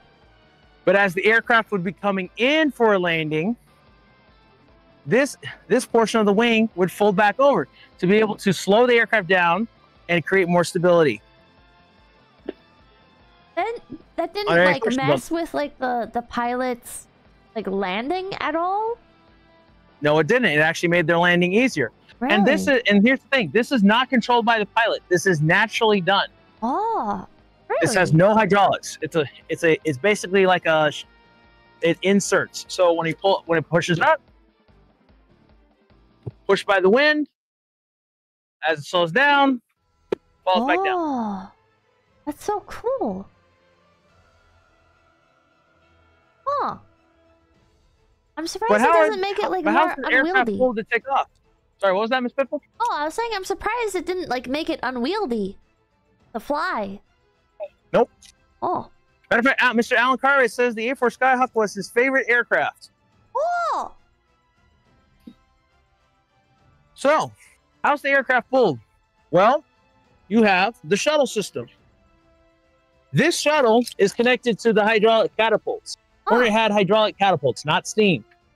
The hydraulic catapults would basically be a piston that would pump hydraulic fluid into the system, push the piston forward, and launch it down the way of the flight deck. Well, the front half of the flight deck, as you see down here. But it had to be pulled. So what do we have? We had a bridle system. Underneath here, you have these hooks that they would hook it in. This is old school. This is old school. So it would hook into here and it would be pulled all the way down to the edge of the deck. Oh. Getting the aircraft up to speed. And as the aircraft would go faster and faster and faster, it would start to catch wind on the flight deck. But also, it would start to exceed the shuttle. And then, obviously, the bridle moves forward. And then, you know, the aircraft takes off. Then they drag it back, repeat the process again. Oh. Before I go over here, let's get a nice little look at the lights right there. That's actually thanks to the generous donors that have helped us to get many lights here on the ship. That's so cool. It didn't actually look like that, though, back in the day. No, it did not. We just added that. Make her look pretty. Make her look pretty. Oh, you guys should sell a puzzle with that. Like take a picture of that at like sunset or at night, and then turn it into a jigsaw puzzle. I would buy that. Dang, Mr. Cameron, write that down. Write that down. Write it down. Pip was giving us the ideas, man. Yeah. My viewers are gonna take the idea. They're gonna start printing their own puzzles. Wait, actually, that's a question. No. Is the USS Hornet CV-12 in the public domain then? Like IP wise? I'm scared to answer that question. Actually, what are you planning? I'm not planning anything. I was just wondering. You're wondering, but I feel like the cogs are turning in your mind. Chat, should I be scared? Chat's saying no, but I think they're answering my question and not yours. Technically, it is in public domain because look what Azure Lane has done. Oh, well, I mean, if you got like, I but don't know, at the same time, when you say Hornet CV-12, it's the history of the ship, the end of the ship, and what they we're losing. Okay. Hello? Did we lose you? Yeah, for a little bit there. I'm back. Well, unfortunately, it is a risk for us to do because we did lose people this last time on the tour in this section. But over here is the F-14 Tomcat, the back of it at least. Wish I could show you it, but I don't want to lose you in your chat and not see her. Just run really fast. Go. Go, cameraman! Go, run! Cameraman, run! If you don't run, the Imperial Japanese Navy is gonna shoot you down.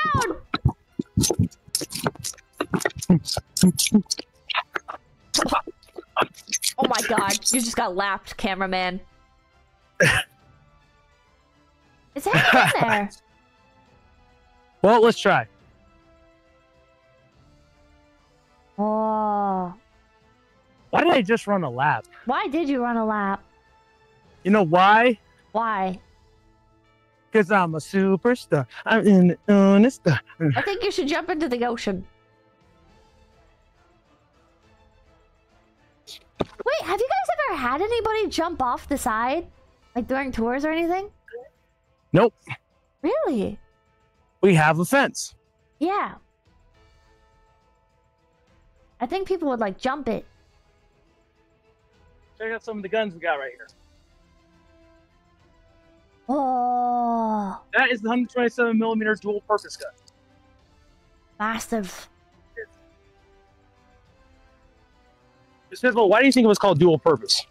Because you could attack planes and other ships? Yes, you could. But ideally with the aircraft carrier, you don't want to be doing ship combat. Ah. Here's the 5-inch 38 gun. Oh. What are the most powerful guns on the ship? But that's not 5-inch. That's 5-inch 30. Most powerful guns on here, that's 127 millimeter. Ah. Which is that gun right there. The single shot. Well, not single shot, but single barrel.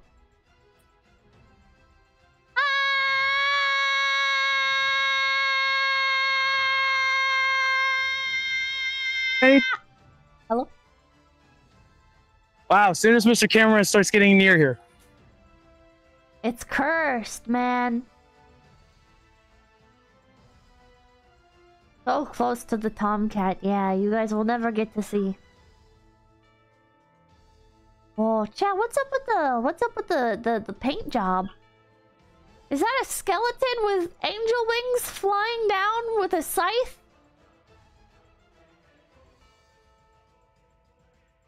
Oh, I love Tomcat so much. Well, you don't get to see it. Right. Uh-oh. Oh, hello? Hey, can you hear us? Yeah. Can you hear us? What? Can you hear me now? Yeah. Can you hear me now? Yeah. Mr. Pebble, can you hear me? Yeah. What? Yeah. What? Yeah. What? What? What did you say? What? What? What? Chocolate! Chocolate! Oh, this SpongeBob Chocolate! reference. I always loved you. I remember when they first made chocolate. I always Yeah, you hated wouldn't be it. that old. You wouldn't be that old. What? What did you saying- say? Chat's saying that It's the doing chocolate, Mom! Shut up! I'm talking about planes! Chat says that the Tomcat is called the Angel of Death. Angel of Death? I've never heard that. What's the source on that? Oh, I don't know. I've never heard it. This is chat. I'd be curious to know, though. Just chat. I think they're referring to the tail art, and I believe that's the squadron. Oh. I would talk about... What? What squadron is it? Can't remember off the top of my head, but they do. But Angel of Death, I believe that is a reference to there. But I would have to check in with aircraft restoration. Oh. So, Miss Pippa, Reaper squadron. you see the tower right here. Yeah. So it's not called the bridge. It's not called that. Oh. It's called the island. The island. But it's called the island because when you look all around, it's flat, except for The this. island. So, call the island. Oh. But there are two portions to the island. There's three major portions to the island. First part with the glass case you see in there, that is the bridge. Hmm. The navigation crew is there. However, most of the navigators are in the back, and they are called quartermasters. Oh. Over here by the E, you see, is the pilot house. This is where the helmsman and the lee helmsman, which are the guys responsible for steering the ship and controlling the propeller's rotations, which controls speed. They're placed there. In the back over there, that case, that glass tower right there, that is primary flight control. That is where the air boss is. The air boss is a personnel who is ideally a pilot, has many years of experience, and he is responsible for creating a schedule and also authorizing all takeoffs and landings for that day. So nobody takes off without his permission. Oh. What if somebody did? Very serious stuff. Someone left this door open, so I better close it. Oh. Wait, what's inside there? What's inside? What's what? What's inside there? Well, this leads up into the island. Whoa. Let's go. Wow. Are you Like, allowed we to go gotta up here? Like during the tours? Oh, wait. I left my phone. Oh. Ow. Ow. That hurt. He bonked his head. Now he has brain damage. I've had that. Yeah, I bet.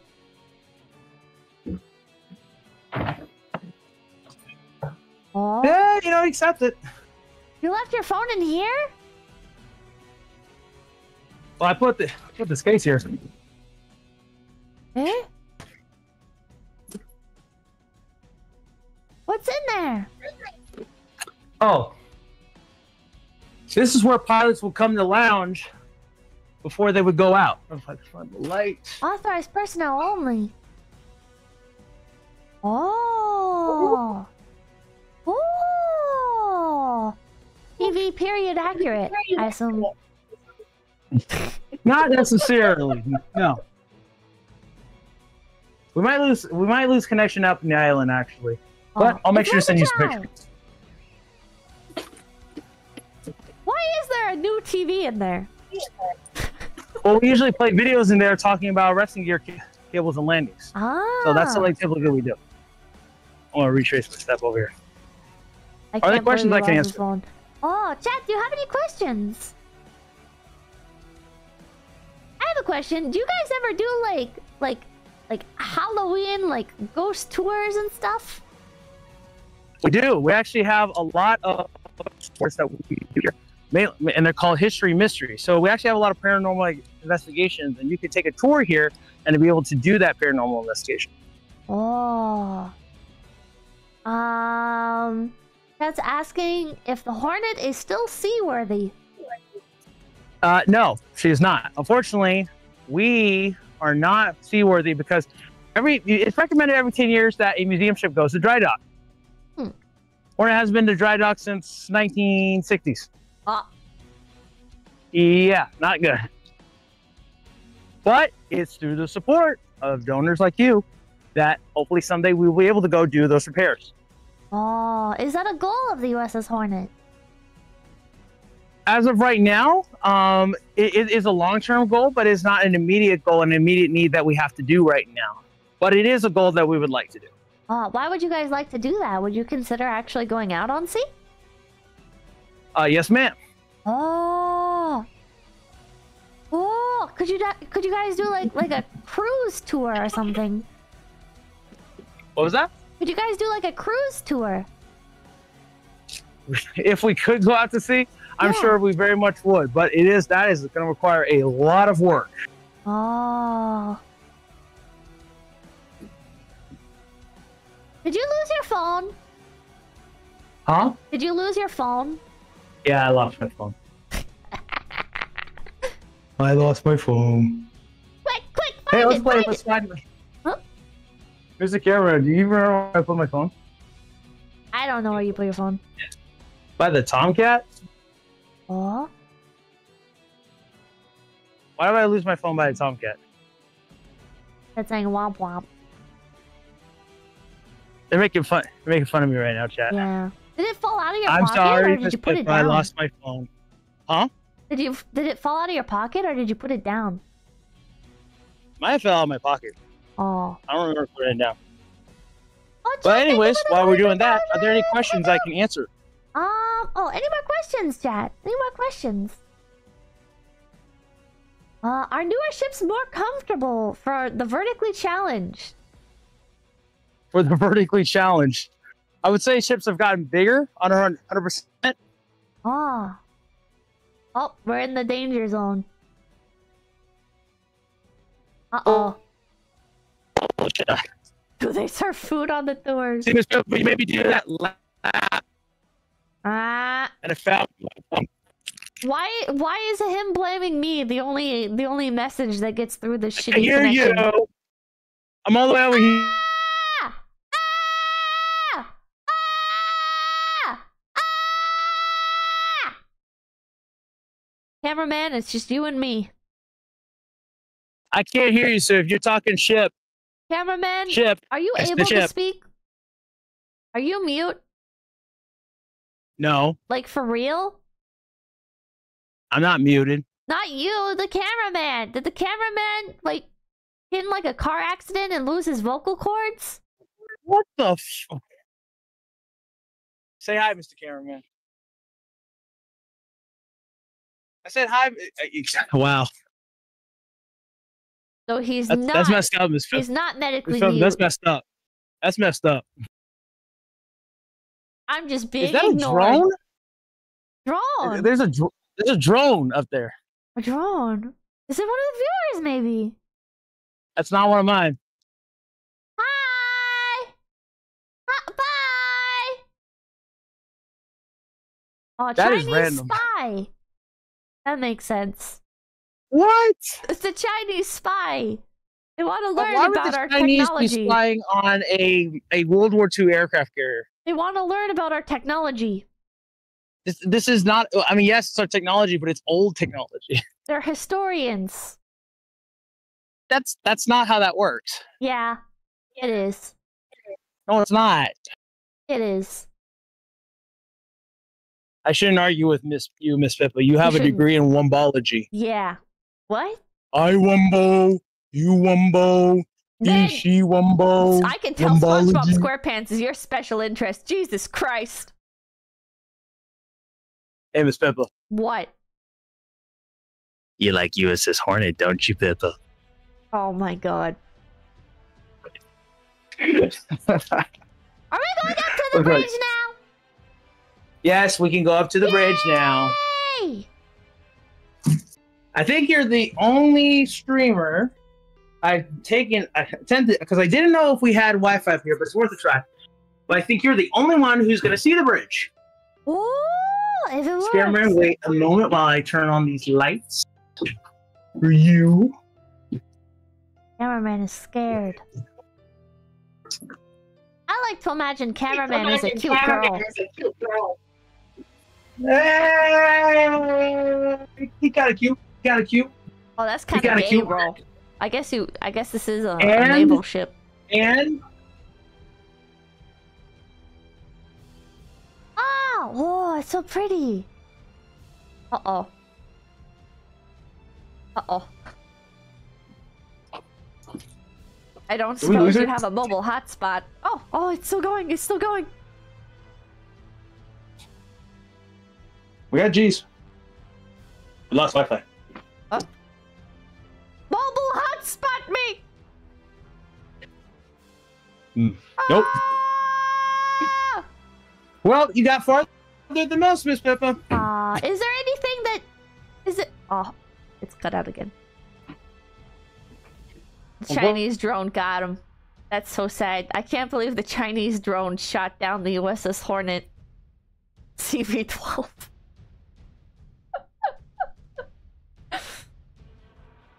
God, this is so sad. Can we get a World War III? Can we get a what? Don't worry about it. Oh, I need to turn off. Don't worry about it. Don't worry about it. Is there anything? I gotta turn off. Oh, you forgot to turn off the I gotta lights. tell you. We gotta save power, Miss Pippa. Oh.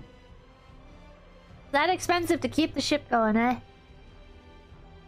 It's pretty expensive. If we wanted to get the ship underway, that means we gotta get the fire room and the boiler room all stored, get ready to go. But also hull repairs. Oh. I would think, like, a piece of military history like this, you would get, like, billionaires coming on board that have, like, extreme, like, history autism that would just dump, like, hundreds of thousands of dollars on you. You would think that, Miss Pippa, but unfortunately, a lot of people don't know the USS Hornet even exists anymore, or is even in Alameda, California.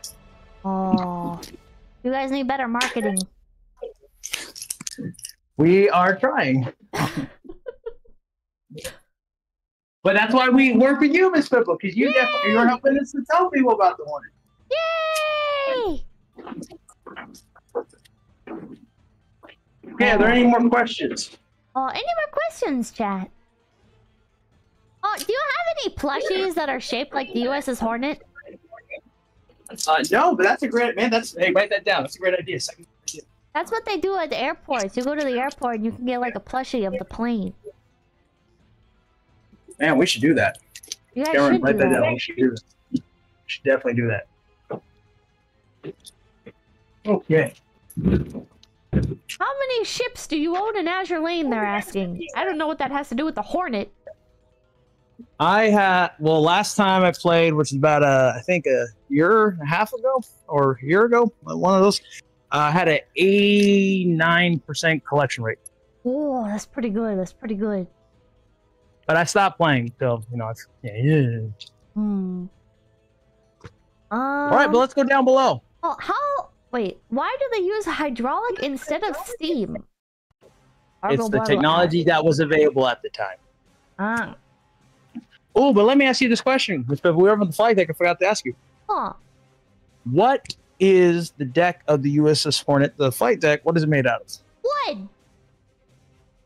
And what? Wood. You're right. Wow, she got that right. Chat, did you cheat? Did you tell it? Wow, you told her. No. Cheaters. Edward told me. Huh? Edward told me. When Oscar was carrying around the meet and greet cam. Edward showed me. Oh, okay. Yeah, well, it's made out of teak wood. Most people would think it's armored or steel. That's the USS Midway. Oh. Do you know why it's made out of wood? Because it's cheaper? Man, you are 4 for 4. Why am I giving you a tour? You already know everything. You already know everything. I'm not original. Wait, was there like a cafeteria on this ship? We're actually gonna go see it right now. Wow! You guys sell food at the cafeteria still?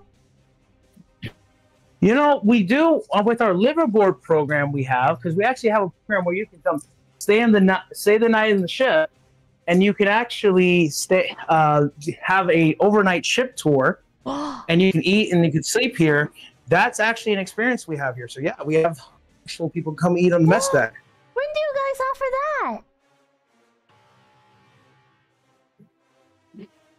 that? When we're talking about where. When do you guys This actually leads to the number 2. This leads to the number 2 fire room, and this is in the fire room where essentially we use to get the boilers going. Oh, that's where they boil you alive, chat. Jeez, my knee, Christmas. How expensive is it to stay overnight on the ship? Not too expensive.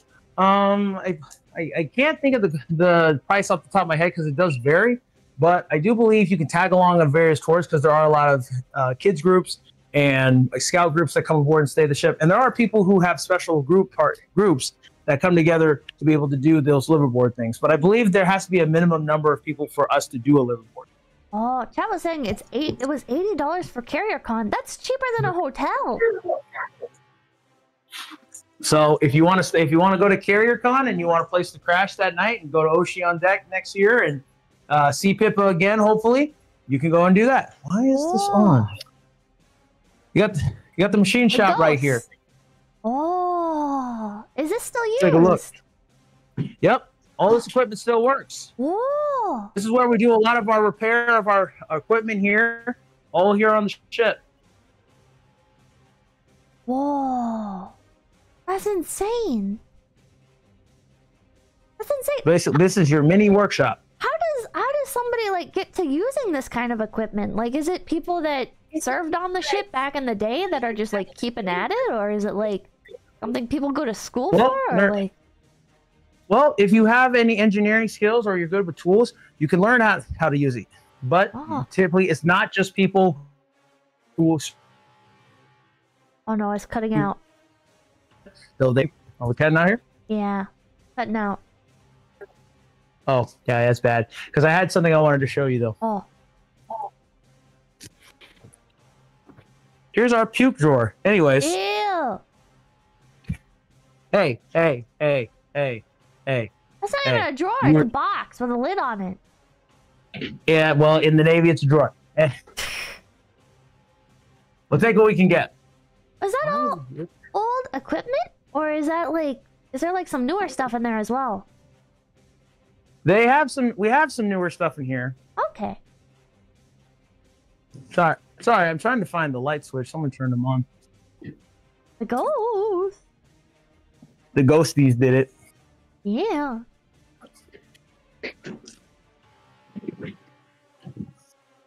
Old machining equipment is usually higher quality. Oh. Chow time. Wow. This is the enlisted mess deck. You got your tray here. You go get your chow. Whoa. And here's the galley. Look how massive this kitchen is. Oh, it is massive. You guys do like You had to feed- parties and stuff. Didn't throw parties, but they did. And well, we did have cakes that were made here, but I'll get into that in a second. But Ooh. this is the ship's galley, and this is where they were feeding thousands of sailors a day as they were rotating on and off of watches and duty to be able to go get something to eat. That's so cool. And here's the mess. Here's the mess deck. Here's the hall. Oh, it's so Still small in here. use it to this day. Really? Huh? It's pretty small in here. Like for how big the kitchen is. I Oh, guess you don't this have... is only part of it. Oh, This Pippa. really? Really? Oh? Okay, where am I looking for the light switch? Oh, it's so creepy. Oh. More back here. There's even more. Okay, it is pretty big in here. Jesus Christ. Oh. What's the equipment back there? Are those sinks? What are those? This is where we start entering where the dishwashing is. Oh. Oh. So here's where this is the dishwashing station where they will wash all the trays, dishes, etc. All go through here and rotated back. Spooky in the dark. Huh? It's so spooky in the dark. It's here. You guys should do like tours where it's only like the whole ship light is off and you can only use flashlights or lanterns. What was that? Ooh. I ain't afraid no ghost. Well, there's a certain ghost I'm afraid of. Huh? Where does the staircase lead? Staircase. This leads back up to the second deck. Oh, does it? So we would go. So when we went downstairs, this is going to lead back to the same deck and lead into the main way where you can get to enlisted sleeping areas. Oh, is that where people sleep for the overnight stuff? People sleep all over the ship. We still have access to many of the sleeping compartments, and it is possible for people to sleep there. Oh. Okay. I don't want that. Oh. Okay. How many Are there any questions people? I can answer while I'm turning off lights? How many homeless people could you fit on the ship? Why are you asking that? The state of California is inquiring. Why? You're from California. I feel like you are assuming a lot of things. No. Do I look homeless to you? No, not yet. I am home. I am. Oh. So anyway. Wait, are there any people that actually do live full time on the ship? No. Nobody lives full time. But there are people who have staterooms here, and they do spend a good amount of time here. Staterooms? Yeah, staterooms. They're not where the enlisted stay, but it's where officers, and especially the captain, would stay. So we have in our ship, it's called a stateroom. Whoa! How many of those are there? Okay, I want to turn off these lights because we need to save power. Because power is expensive. Are you using shore power? Hmm? Are you using shore power or? We are connected. We are connected to the power lines here on the pier, and that kind of ties into what I told you, Miss Pippa. Yeah. But we are connected to the power lines over here, so we are at that mercy. But we do have a backup generator that we use that gives us some power. But however, it requires fuel and it is expensive to run. So ideally, we don't want anything to happen to our transformer or to our power lines. Hmm. Are there any questions I can answer? How come you don't put solar panels on the flight deck? Solar panel? Why would we put solar? Yeah, that's actually a pretty good idea. Write that down. Write that down. Write that down. I'm being made I almost fun of. forgot. I mentioned cake. Yeah, you did. So, let's go to the bakery. The bakery. Cameraman, be careful. The ghost will grab you because you're in the back. Welcome to the Look bakery. behind you, cameraman. Don't do it. Don't do it. The more you look behind you, the more likely you are to get grabbed. Bakery! Ghost of Chikafuji Lisa behind him. Ooh. The sheep. Anyway. Kidding. Oh. We love Miss Lisa here. Yeah, Anyways. I love Lisa. Anyways. Who wants the recipe for cake donuts? Is this real? Is this authentic? Yes, it is. Yes, it is. We even have the calorie count, so you can know how much you're eating. Oh. What the hell? Was this like the go-to snack? Yeah, it was. Oh. It's from the United States Navy cookbook from 1944. Ooh.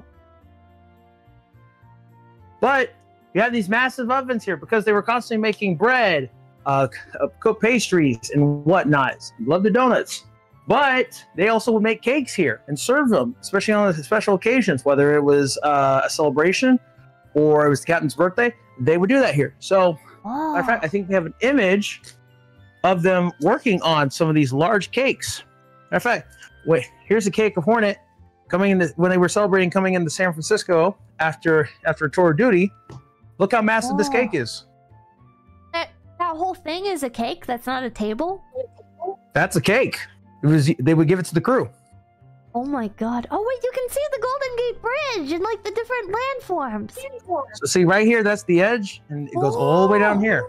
He's working right there. God. It's some skilled bakers in the Navy. They had an oven big enough to put that whole cake in? Yeah, yes, ma'am. Obviously, they would make it in segments. Oh. Of course. I see. But they did have very large segments they had to put it in. Oh. That's insane. And where they would make bread, obviously you have to mix and churn the dough. Well, look what we got here. Oh my god. This is where they would make the dough.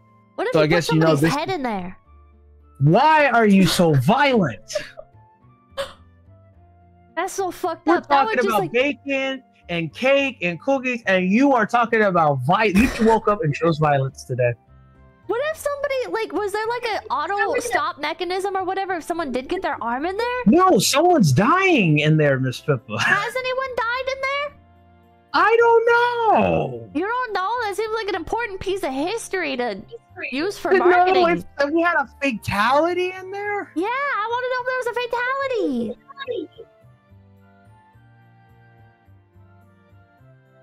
Anyways, That's saying it's possible. I bet the Navy would have covered it up. or they think just that turn would- that person into a cake. Oh, they Yeah. just turn them into a cake. Yeah. I think it would affect crew morale. You know what? You know what?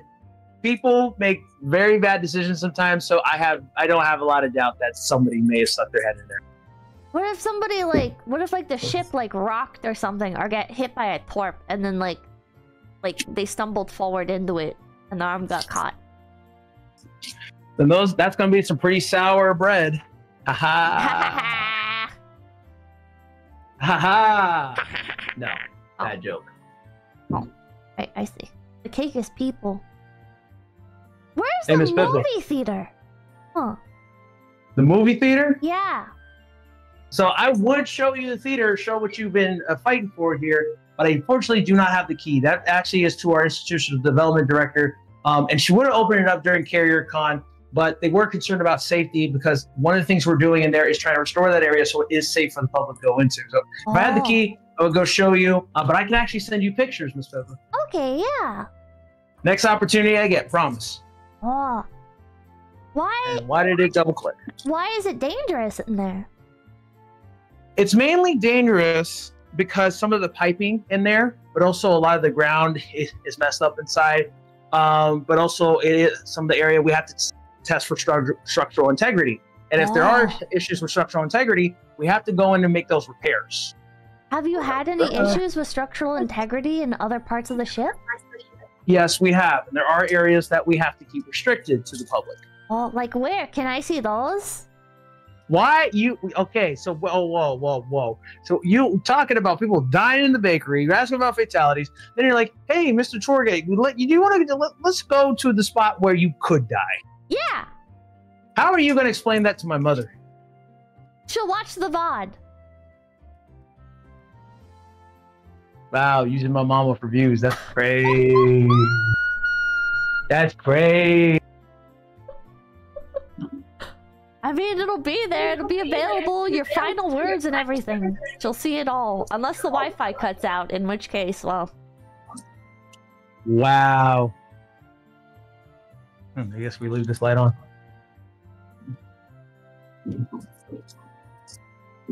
Wait, what are some of the places that are restricted? Places that are restricted? Yeah. Well, the Hornet has 18 decks, and there are a lot of decks that are below the water line.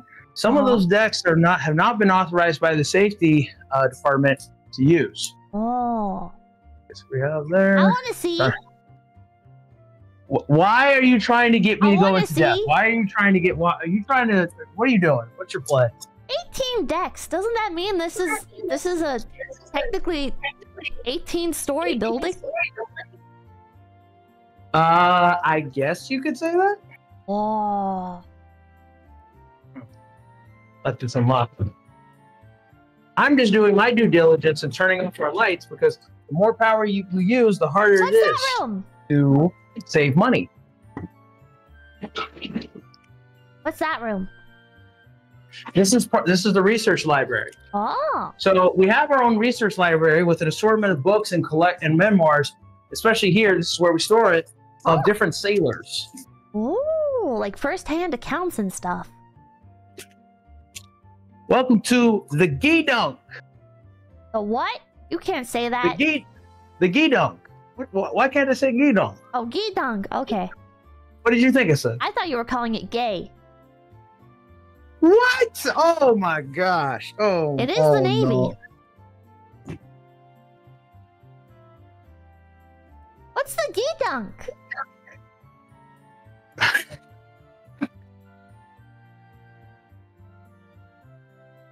Where is this? What is this? Is this a coffee shop? It is. Miss Pippa. 1 second. We're going to call you right back. We're going to switch over to another device because we're losing battery power, okay? Okay. We'll be right back. We'll be right back. We'll be right back. Okay. Yeah, we'll be right back. Go ahead and cut it. We'll switch up, cameraman.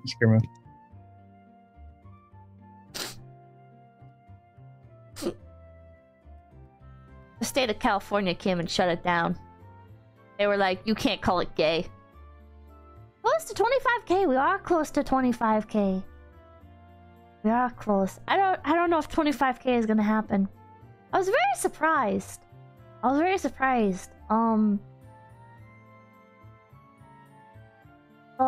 very kind staff of the USS Hornet were like, oh, thank you so much for all the money that you raised and everything. And I was sitting there like, oh, it's not a problem. Like, I'm sorry that like we couldn't hit like the full goal. And they were like, oh no, this is like an insane amount. And now I'm seeing like the insistence on saving money and everything is like, oh, it really is. Miss Pippa, can you hear us? Yeah. Perfect. We switched over to my phone because the iPad's dying. Oh, rest in peace, iPad. Wait, I was on an iPad? I thought you had like a fancy streamer setup. No, Miss Pippa, we can't carry all that throughout the interior. Oh. But where are we at? But we're at the 𝐒𝐿𝐢 right now. This is where sailors will go to get some of the more premium items, not just what was on the mess there. You had to pay for this kind of stuff. Here's the menu for the 𝐒𝐿𝐢. Orange juice, 10 cents. Milk, 10 cents. Coffee, 10 cents. Coca-Cola, 10 cents. Root beer, 10 cents. Hot dog, 15 cents.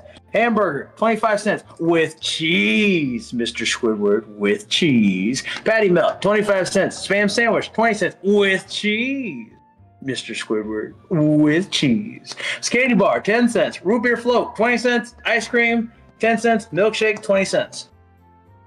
That's insane. That's insane. It's so cheap. So, well, not cheap for the time. You have to account for inflation and obviously the different prices. Matter of fact, the Hornet was actually one of the only ships in the Navy who had its own ice cream machine. So you could actually get a milkshake and ice cream, and you had 3 flavors to choose from. Oh! Only 3 flavors. Only well, I mean, you could combine them. You could. Yeah. Are you saying you like Neapolitan ice cream? I do. Kind of cringe, bro. You could also get like an ice cream and a root beer and make a root beer float. You very much could. Oh. So, sailors will go over here and they would be buying stuff. But it was a hangout. Again, they would have this would keep income within the ship, so they could easily resupply these. Oh, how much did the average sailor earn? Well, everyone loves payday because you can go get a burger. How much did they earn?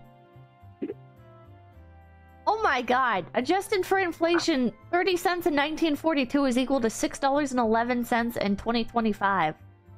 There you go. That's expensive. It's kind of very expensive. I told you premium items, Miss Pepper. Oh. Ask him about the Navy. Wait, ask him about the Air Force and Navy crab saying? Air Force Navy crab saying. I unfortunately do not know it. Because I'm not active Navy. But are you a reservist? Huh? Are you a reservist? No, ma'am. I actually just graduated with my master's degree, and am considering going and joining OCS and wanting to go join the Navy. So that is something I'm actually aspiring to do. I promise my mother I would think. Huh? You're wearing a Navy shirt and you're not in the Navy in any capacity? Well, my cousin's in the Navy. You're a civilian! I am a civilian. I am a civilian, man, but I hope someday serve my country soon. Wait, how old are you? I'm 26, man. You're 26! Isn't that old?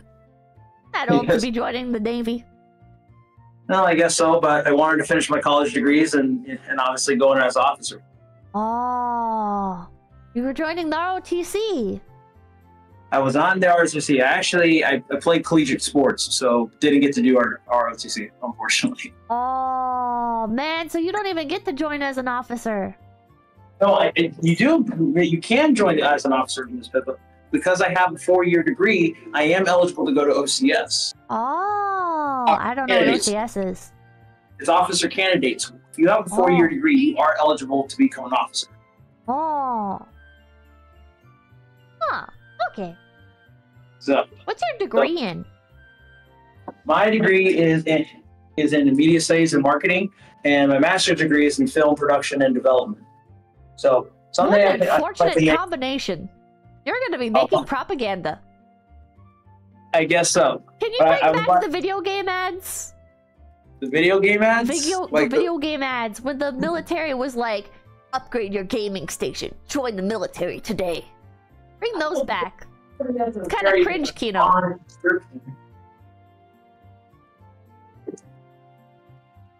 Good shit, chat. Also, you should hire some people from Singapore to make ads. What was that, Miss Pip?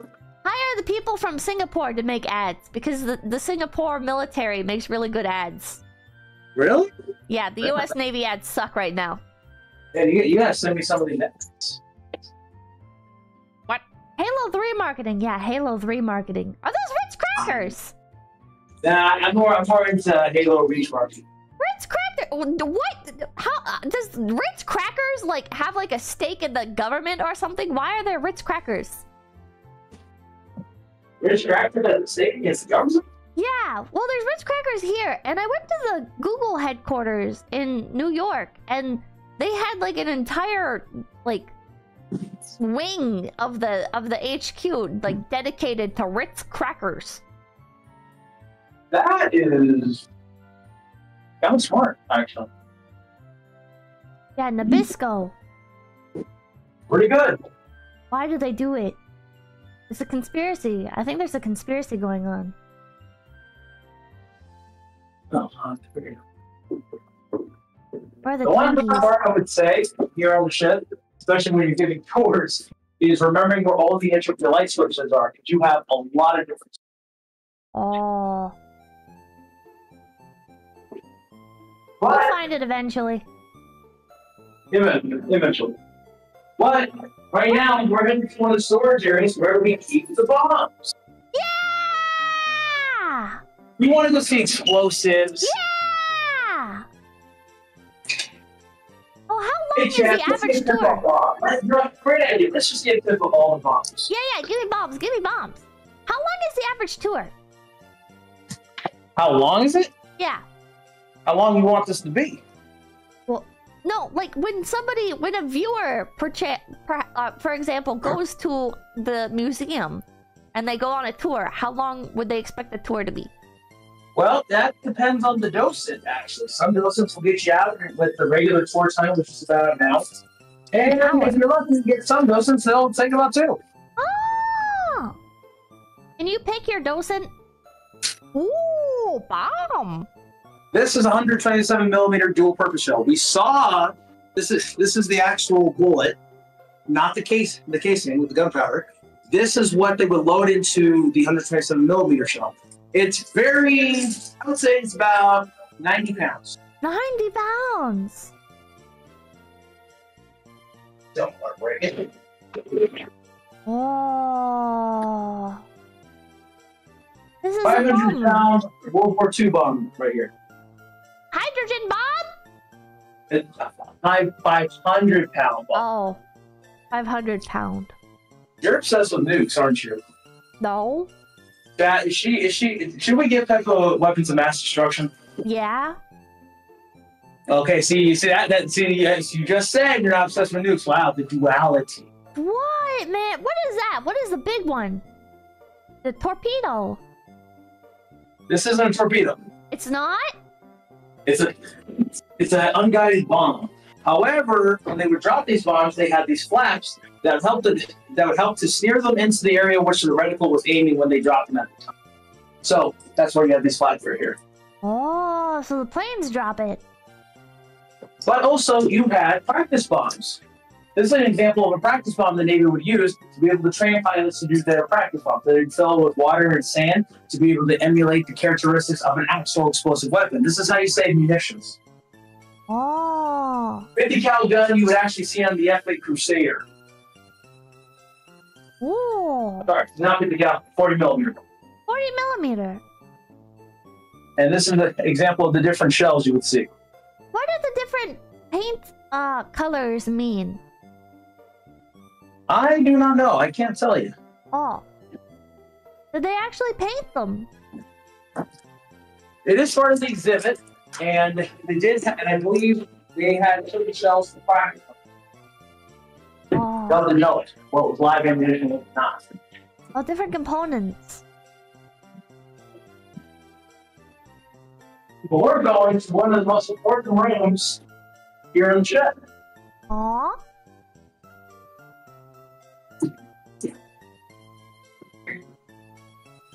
Oh. So we talked about aircraft launching, right? Huh? We talked about aircraft launching on the deck, right? Yeah. By the shuttle system. Yeah. Well, this is the catapult that pushes that shuttle. Oh.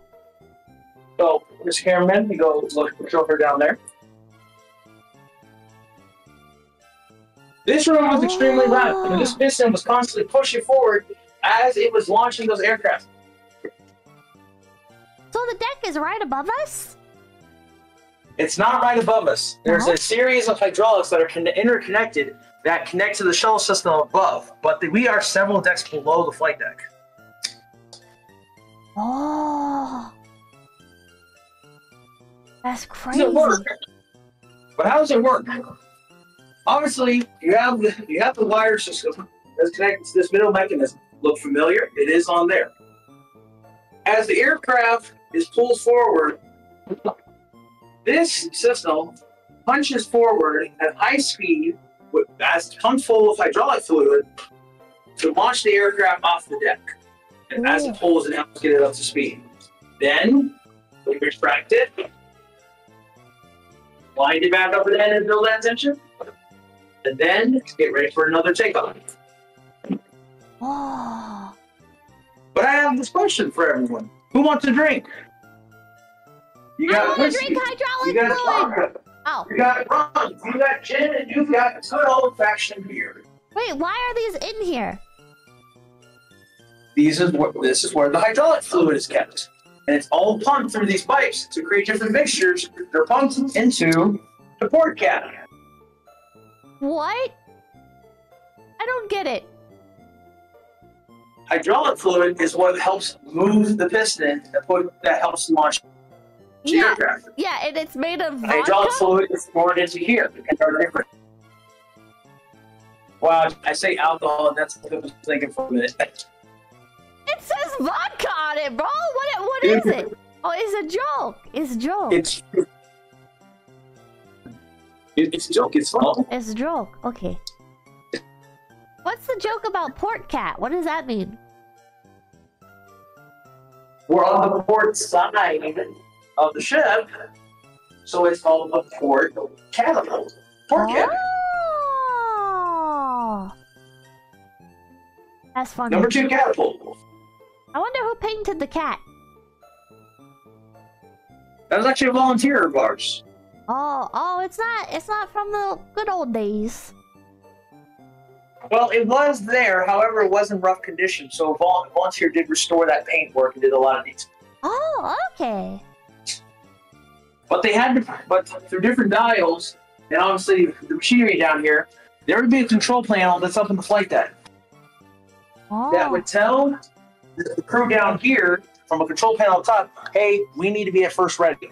They would therefore go over here and moving the instruments to have it at first ready. And when they hit fire, they see that red button, hit the button, launches the aircraft down here. Oh. They did not have earplugs down here, BTW. So they all went deaf.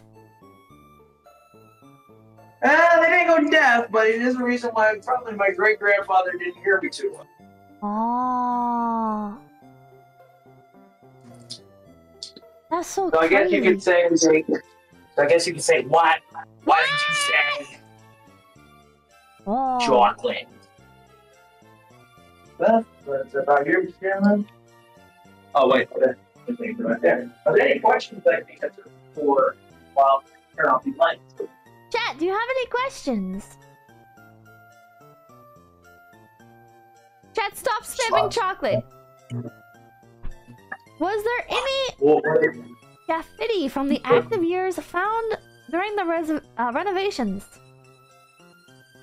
Sorry, say it again? Was there, from the Professor Keen, was there any graffiti from the active years found during the renovations? No, there weren't. Can nuclear ships become museums? No, they cannot. As you have probably seen, if you guys are ship fans, you know that USS Enterprise CBN-65 is not becoming a museum ship. That is because the reactors are so embedded within the ship. It is kind of hard to take a nuclear reactor outside of a ship that was built around the nuclear reactor. So, unfortunately, it is being scrapped and decommissioned. So you can't turn the carrier into a museum. You could, I mean, if they found a way to make it more modular to where you can see the nuclear reactors out, maybe so, but not right now. They can't just cut it out? Nope, not that easy. Oh. Is she capable to be deployed for duty in case of an emergency? Nope. Hornet not capable of going into active duty.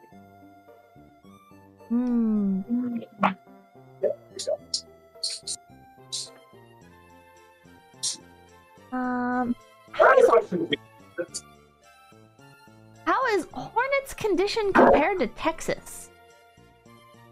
Hornet is probably in a lot better condition, but Texas is getting a lot more restoration work and being in dry dock. We desperately need to go to dry dock, simply because the fact of the matter is the hull has been sitting here since 1969, when decommissioned in the 1970s. But we have not done the dry dock yet, so we do not know what the underside of the whole condition is, but there is some restoration work that does need to be done. As I said before, it is recommended that museum ships go to dry dock every 10 years. Kind of hard to do when it's that expensive, but also there's not a dry dock in very close proximity that could, well, there is, but for commercial reasons and expenditures, it's kind of hard for us to do that. How expensive is it to go back to dry dock? How expensive is it to go to dry dock for repairs? Several $1 million. $1 million? Yes, ma'am. Holy shit! It is an unfortunate condition, but again, it is through. Matter of fact, Boston, New Jersey just went to dry dock, and that was through generous donations to the museum, so that way they could go do those fall repairs. And it took millions of dollars? Yes, ma'am. Oh my god. Are you guys like saving up in the background for it?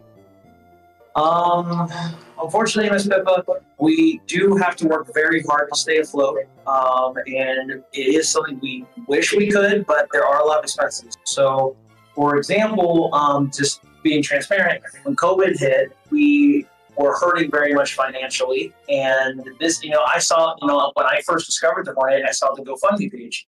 And that's what it was not a good situation, and we were trying to stay above ground.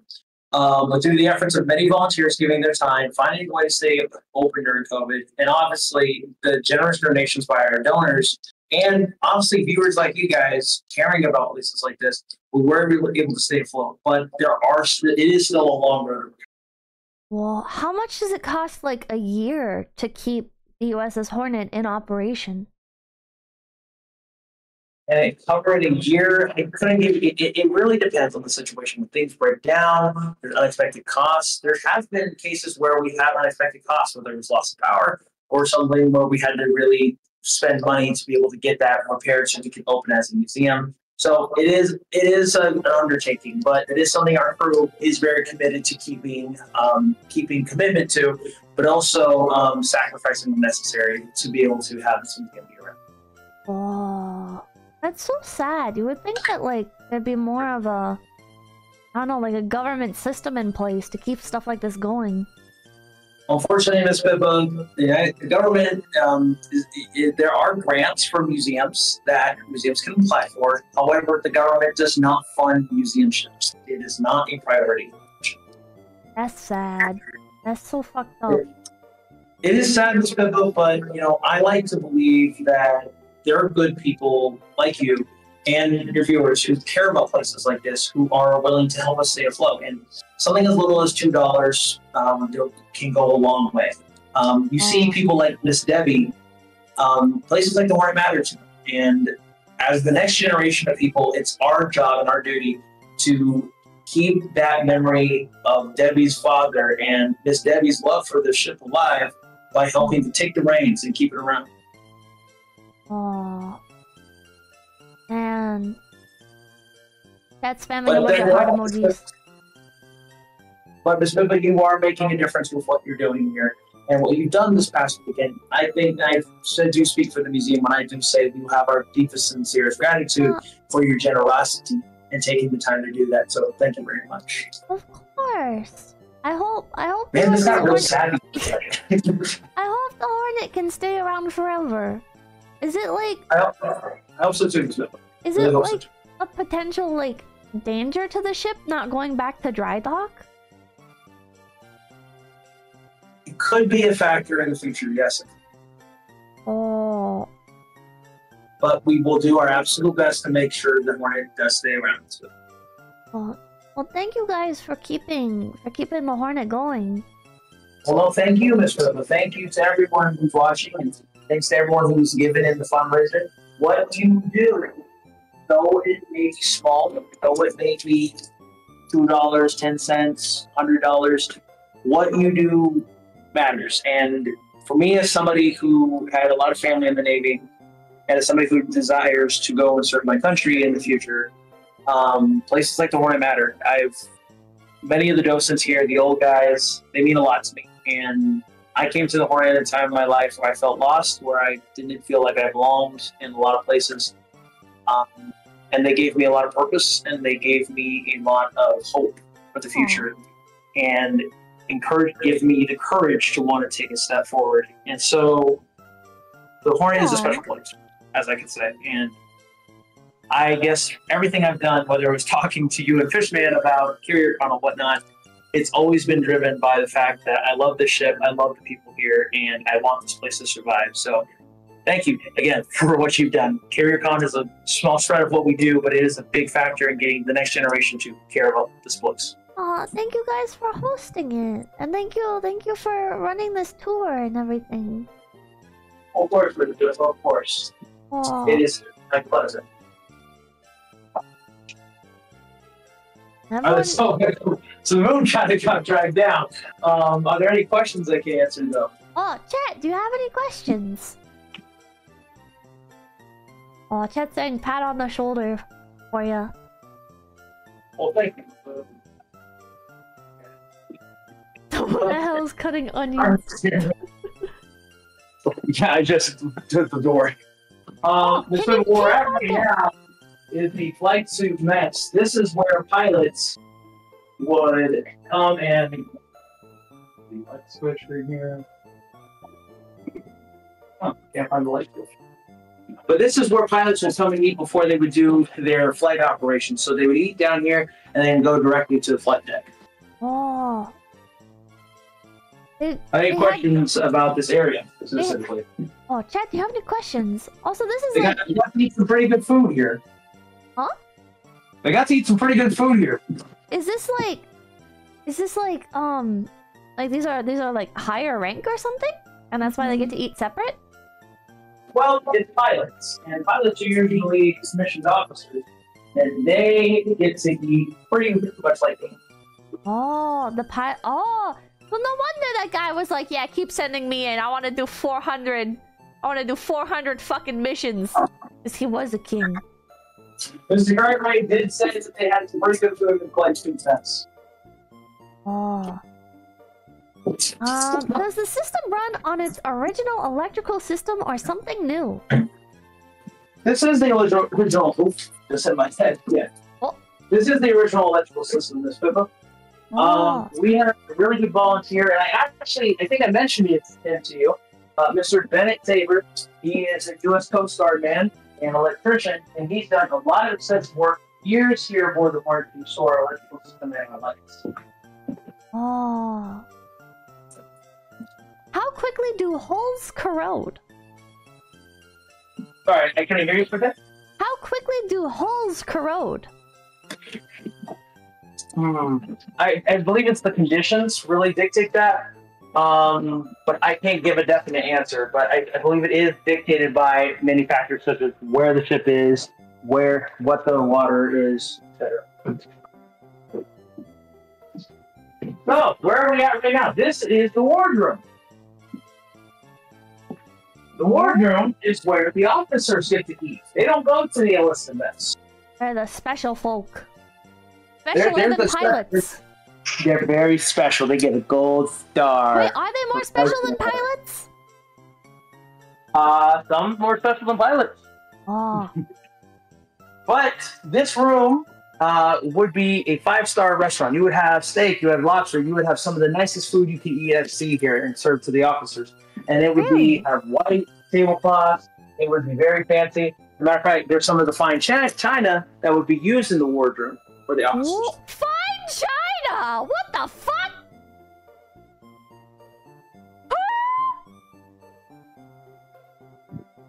So we're living like luxury, you could say. Yeah. I watched a documentary with chat, and in the documentary they said officers weren't allowed to be around regular enlistees. They weren't allowed to be around. They did keep them very separate. I mean, you had obviously and the NCOs that would do a lot of the leading with the enlisted personnel. But no enlisted personnel was to be allowed in. But this would be a 5-star restaurant. Matter of fact, when the ship was in port, officers could come and bring their spouses here, and they could eat here. And there's a tradition of the wardroom, and especially here on the USS Hornet. So the captain, who had a wife, when he brought the wife aboard, that the wife would decide what the menu was for the night, whether it was steak and lobster, whether it was fish, whether it was, I guess you could say poutine, if you will, since, face connects Canadian. Let me throw a little thing in there. But she would decide that. The problem was this. So Hornet, I remember I mentioned Hornet had an ice cream machine? Yeah. Is it in here? Everybody loved ice cream. Oh. But if for some reason the captain's wife sit down and they ate the meal and they enjoyed it, and the waiter said, "Ma'am, would you care for dessert tonight? We have ice cream available." Huh? Everybody would look, and wait in suspense. And if she said, I think I'm gonna pass, nobody had ice cream that night. Really? Wait, it was like a rule, or just like a etiquette thing? It was a tradition, an etiquette tradition of that time. So nobody would have ice cream. Oh, that's fucked up. This is all on the whim of the captain's wife. Did the wife live on board? No, she did not. But like I mentioned, Miss Pippa, they would be able to bring their wives aboard when they were in port, especially in home port, to be able to eat in here. So that was something they would commonly do. Oh, was the captain allowed to leave, like when they were at port? Yes, captain was allowed to leave at port.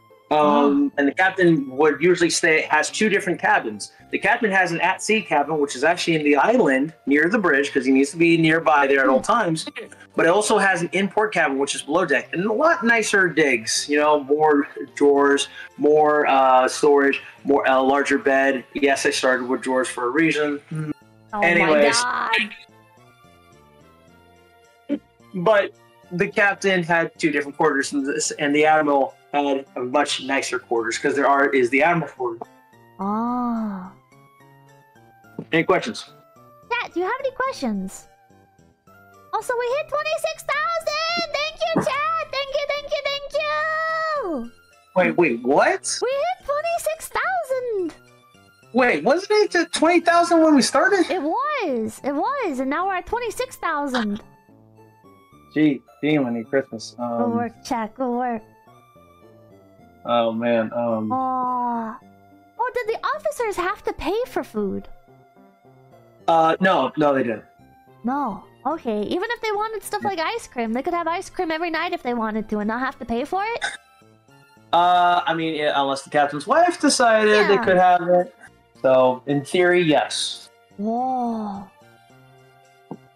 Officers are educated, so they get to have all the privileges. Ah. Oh, Chet's trying for 30K. We'll see if you guys pull it off. But I will say, my great grandfather there, Uncle Patty, we call him Uncle Patty. He served in World War II as a commissioned officer on a destroyer, and I had the pleasure of meeting him before he passed away. And Uncle Patty talked about how being an officer, though he was an officer, he would interact with the enlisted personnel, and he believed that a leader is somebody who leads by example. A leader is somebody who is going to be in that trenches and basically he would actually go and eat in the enlisted. He said he would go eat in the enlisted. He wouldn't care to come eat in here. Really? Because he cared that much about the men who was underneath him, even though he was a commissioned officer. I don't know if it was allowed, but that was something Uncle Cotty said he made a point to do. Oh, what an honorable man. Uncle Cotty was a great man, and I miss him very much. Oh. That's a leader to follow? Mm. One more? Okay. Now, let's go back up to the hanger deck. Oh! Chat, are there any questions? Oh, yeah. Chat, do you have any more questions? Oh. Is he becoming a Navy officer so he can have all the ice cream he wants? Are you joining the Navy so you can eat a lot of ice cream? Yes, because they want the double tone chocolate cookies too. Makes sense. Dude, that's just logic. That's just facts and logic. The helicopters need 25 to 35 maintenance hours per 1 flight hour. How many maintenance hours would the ship need for 1 hour of sailing? That is probably a very, very large number. But again, one of the big things is parts. We have to find seems like Chat wants this ship to move again. Yeah. Oh, it cut Well, out. the thing is, a lot of some parts. Can you hear me? Yeah. What's up, John? Maintenance never stops. Yeah, it sounds like it seems like with something this big, maintenance would just never stop.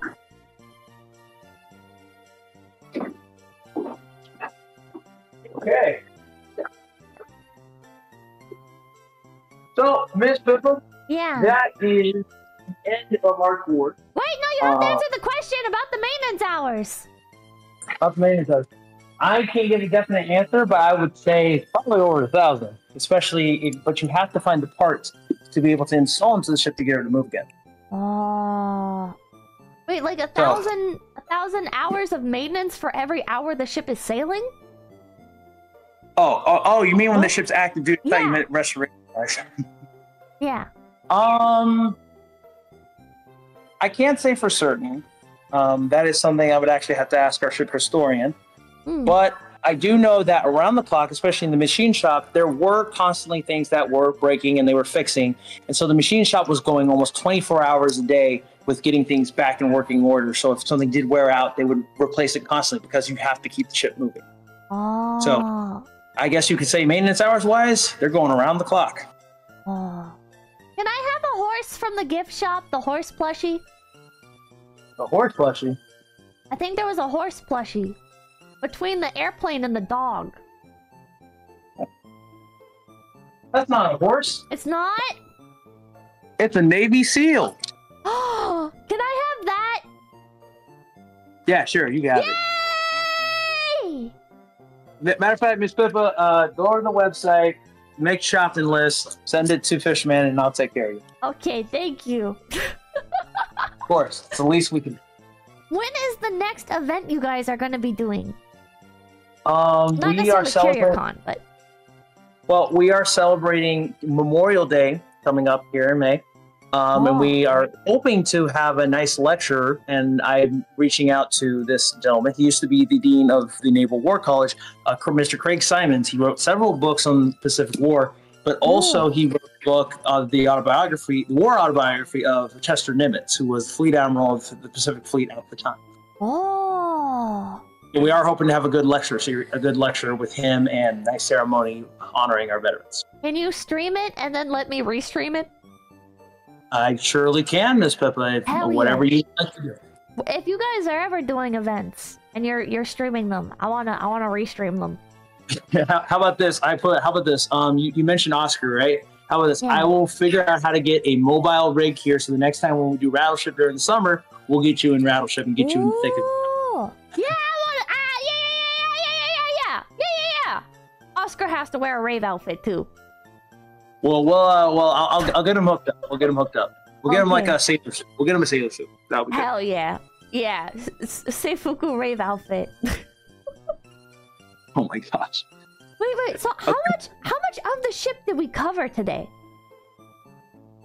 Man, I want to say we covered about 60. 60%? Yeah, we covered 60%. There are a lot more places to show, but the concern is obviously Wi-Fi. So, Miss Pippa, if you're ever here IRL, all you have to do is say the word. We'll get you a VIP tour with one of our most experienced docents. We'll make it happen. I could record like a vlog. That you could, Miss Pippa. Oh, also thank you, chat, for the 27,000. Thank you. Good work. Just $1. Oh, ask about ghosts. Oh, chat wants to know about ghosts. Ghosts. So, Hornet is actually regarded as the most haunted ship in America. There are multiple stories and ship stories about the haunting that would happen here. But I do have one story, and this is by Chief Petty Officer Ross, who's on the ship. So Ross was down below deck, and he said he saw a sailor in his, in his whites, and he looked younger. And he's like, "Well, what's going on there?" And he said that.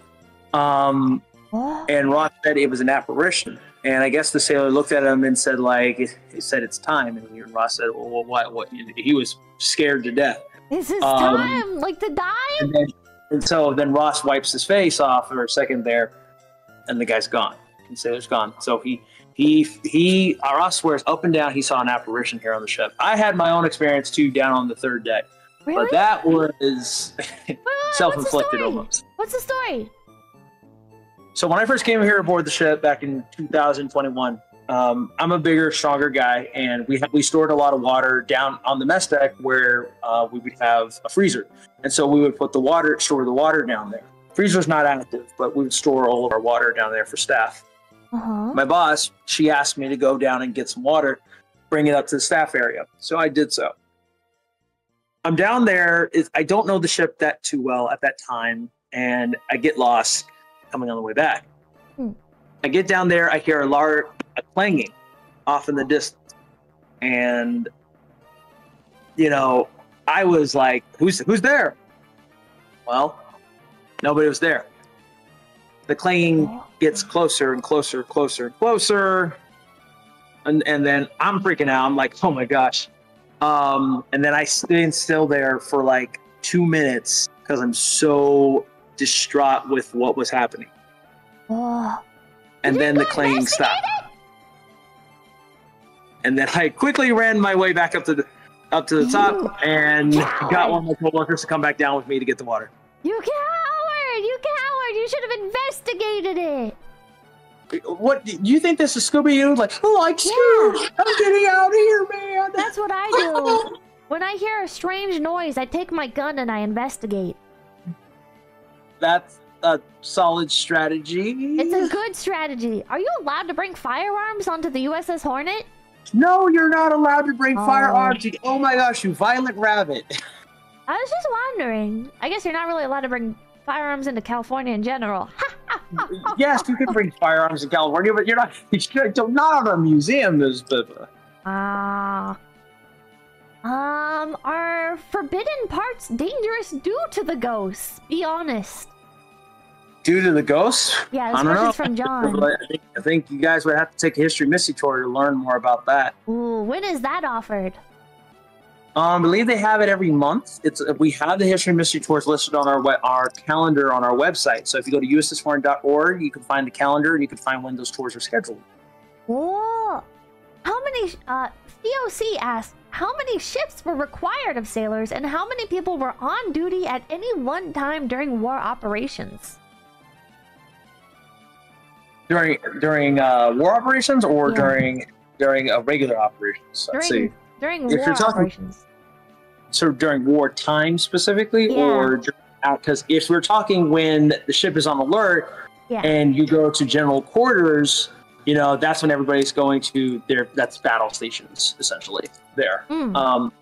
But if the ship at any given time with the ship's maintenance, you have the ship's complement is about 4,900, well, about 1,000 people.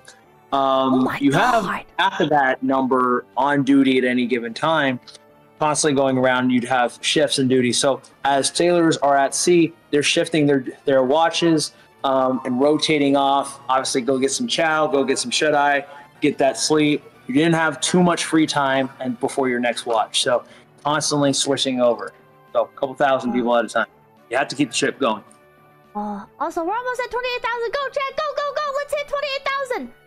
Gooey asks... Whoa, holy crap, what? Yeah, we're almost there. Almost at 28,000. It's at 27,700. Jeez. Yeah. Gooey asks, why is everything so green? That is mainly because it was easier on the eyes, especially down below. Really? Yes. It's the same way that down below, when they would have lights out, there would be red lights down below. Saves your night vision. Oh, because it's easier. It's a less shorter frequency. Shorter frequency. Yes, Miss Smith. Right. Okay. Mob Jacket asks, "What's on your arm?" My arm? Yeah. Oh well, it's well,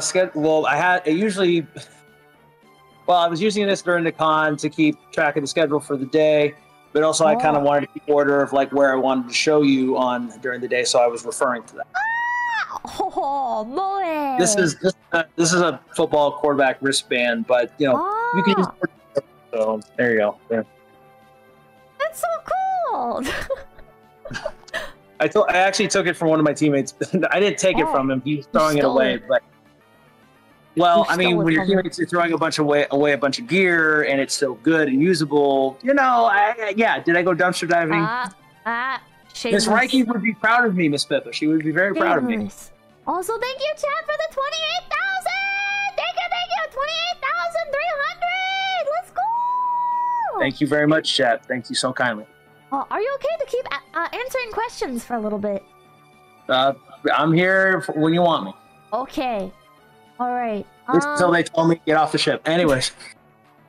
Ryan2EZ asks, "Is this the same aircraft carrier that hosts airsoft events?"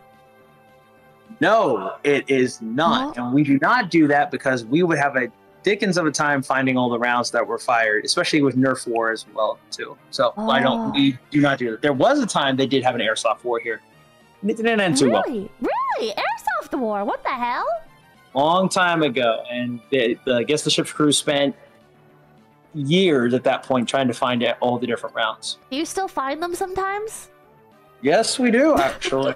I found one time. That's when I found out about the story. What the hell? That's so random. It's 5 years later. Oh my god. Let's see. CPPC Tech asks, "Can you camp on the deck and look at the stars?" I don't think anybody's asked to do that, but you know, I'm sure with our liveaboard crew, if there was enough people to do that, I'm sure they would be more than willing to accommodate. Wait, could people like reach out to you and ask like, "Hey, if we get the people for an event, can we like host an event there?" 100%, Miss Pippa. There's actually a tab on our website to where you can rent out the ship because, you know, you're an Azure Lane fan. Yeah. Azure Lane, for their 5th anniversary, actually rented out the ship. Well, how much does it cost to rent out the ship? For what Azure Lane did, it was $40K. Holy fuck. Okay. Well, that's power, that's labor, that's a lot of other factors and payroll. That's a lot of things that go into that. So it covered the costs of that, and especially lights, especially with the amount we have to use. But also, we have to close the museum that day if it's a buyout. We can't open to the public because obviously a company or an organization is doing an event, so we can't be open. So that does cost us money, unfortunately. That makes sense. But it's covered by the cost of the people renting the event. Well, what if like, well, CPPC Tech like wanted to do like the camping out on the deck? What would it cost if like somebody wanted to rent that out and do that, like an overnight stay on the deck? Well, an overnight, I believe it's like 100 something, depending if you hop on an overnight tour. But to stay on the deck, I don't think that would be an extra cost. I think it's just something you have to mention to our liveaboard crew, and obviously you have to have somebody there to make sure you don't hop off the deck. But I think it could be an accommodation. I don't know. That's a pretty good question to ask. I like that idea. Thank you very much for asking. There you go, CPPC Tech. Joshua Fernandez asks, "How often do you hit your head when on tours?" Pretty often. I definitely have hit my head plenty of times. What's funny is they actually gave me this hard cap that goes inside heads, so that way I wouldn't hit my head so much. Didn't really help with the head trauma that was inflicted. That's sad. You're gonna get brain damage. Yeah, not a fan of that. Binary Chicken asks, "How often do you communicate with the other museum ships?" We communicate with them very often. Something we do every year is a lot of the museum ships go to a conference called Historical Naval Ship Association Conference. Historical Naval Ship Association, HENSA, you can search it up, is a collective of museum ships from across the world, because HMS Belfast is one of those international museums that are involved in Pensa, and we all converge and talk about what the museum ships are doing, how we can all work together to preserve our ships, but also what are some innovative ways to get the public involved.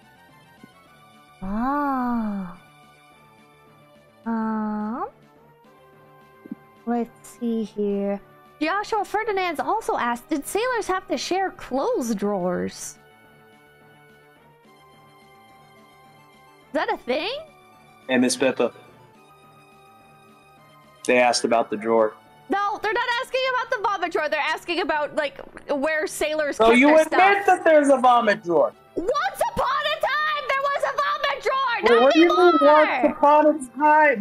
Miss Pippa, it's okay. Miss Pippa. Was that bait? Did I get baited? It's okay.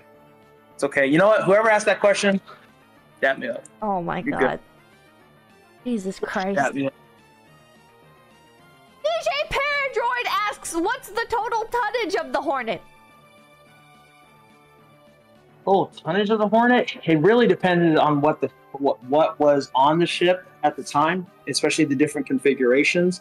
You can find obviously that information online. I can't think of it off the top of my head because part of me is also tired from this weekend, so forgive me, guys. But you can find that information online because there are several configurations of the ship. There is obviously Hornet when she first went out to sea, and it was a straight deck carrier. But then when the Hornet was retrofitted and got its angle deck carrier, that tonnage changed, and especially when it had different aircraft and the cargo and whatnot. So that does change.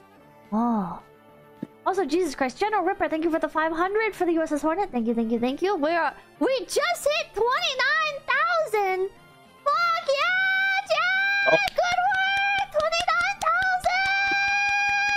29,000! Cameron, are you seeing this? Oh, we're almost at 30,000. Almost at 30,000. It'd be very cool if we could hit that.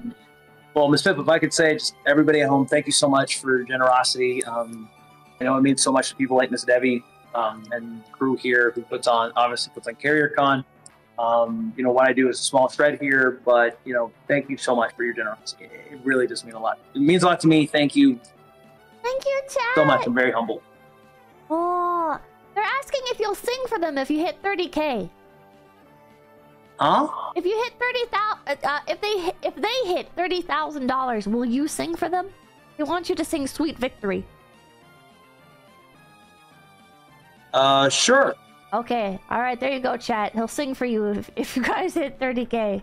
I've lost my voice. I can sing, yes, but don't know the full lyrics to "Sweet Victory," and I don't know if I have the voice for that. But anything you guys else you request, you can try me. They're requesting something else, but that's not important. That's not important. Are they requesting Pippa the Ripper?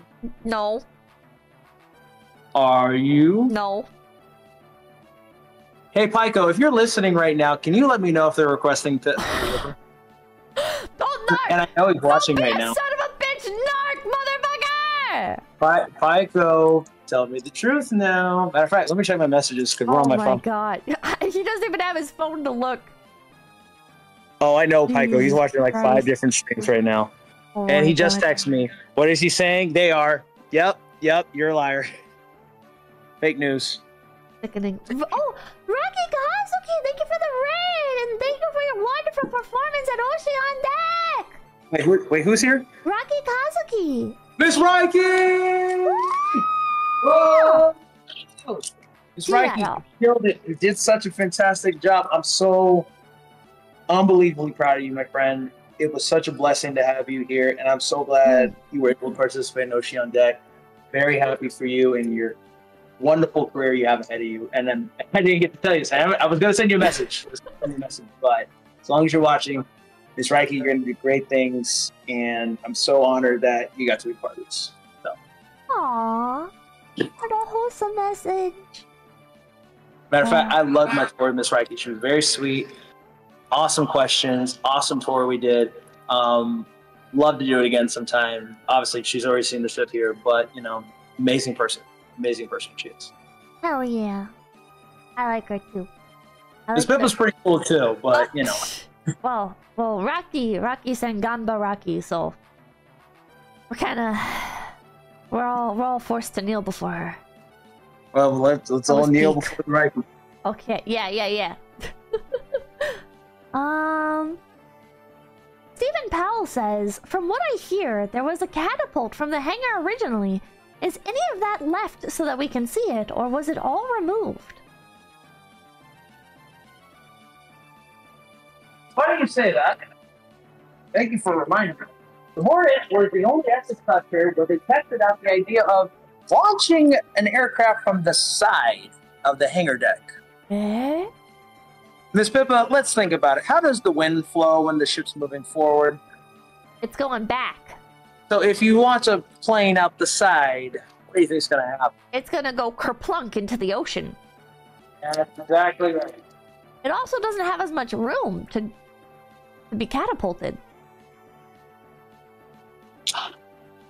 Is that affected at all, or? The edges of it are right about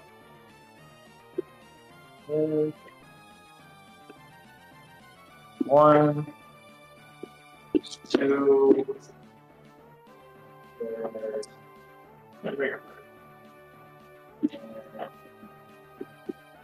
He's having a schizophrenic episode. He's trying to confront his demons. Here. Here! This is where the hangar was. Of the catapult. There are depressions in the ground that indicate where they were installed. It was... Whoa. And where would it shoot out to? Shoot out the side right there. And they Right tried it when the there? ship was moving. There was It a didn't door move. there? The door was different at the time. But Oh. yes, because it was open. During World War II, it was open. Oh all the my. time. So they would shoot it out the side. Whoa. Did it ever So I'm work? sure- no. That's not how physics works. Well, they tried it. They tried it. So they must They have tried it, learned. and I'm going to be honest, that was kind of not a baller there. Oh. So bad if I got in that cockpit and launched. I wonder if he lived. Is there like a detailed account of that, or? And you are just craving more self. You Well, are. I want to know. I want to know if there's Miss Reiki, like leave the stream. Leave the stream, Miss Reiki. Don't do it. You don't need to hear this. You're sweet and innocent. No.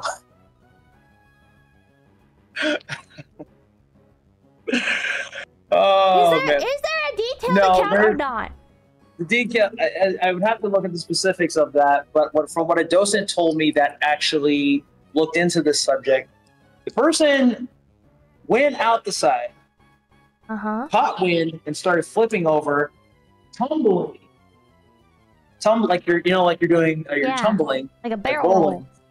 barrel rolling, landed in the water, and the impact was so great that it caused the engine started to combust, apparently. Holy shit! So a fire was initiated on the aircraft. Oh my god! Yeah. How- So That must have been so expensive. Must have been so expensive too, like getting the catapult like into here. they wanted to try it. Wow. That was dumb So as what the hell. best move?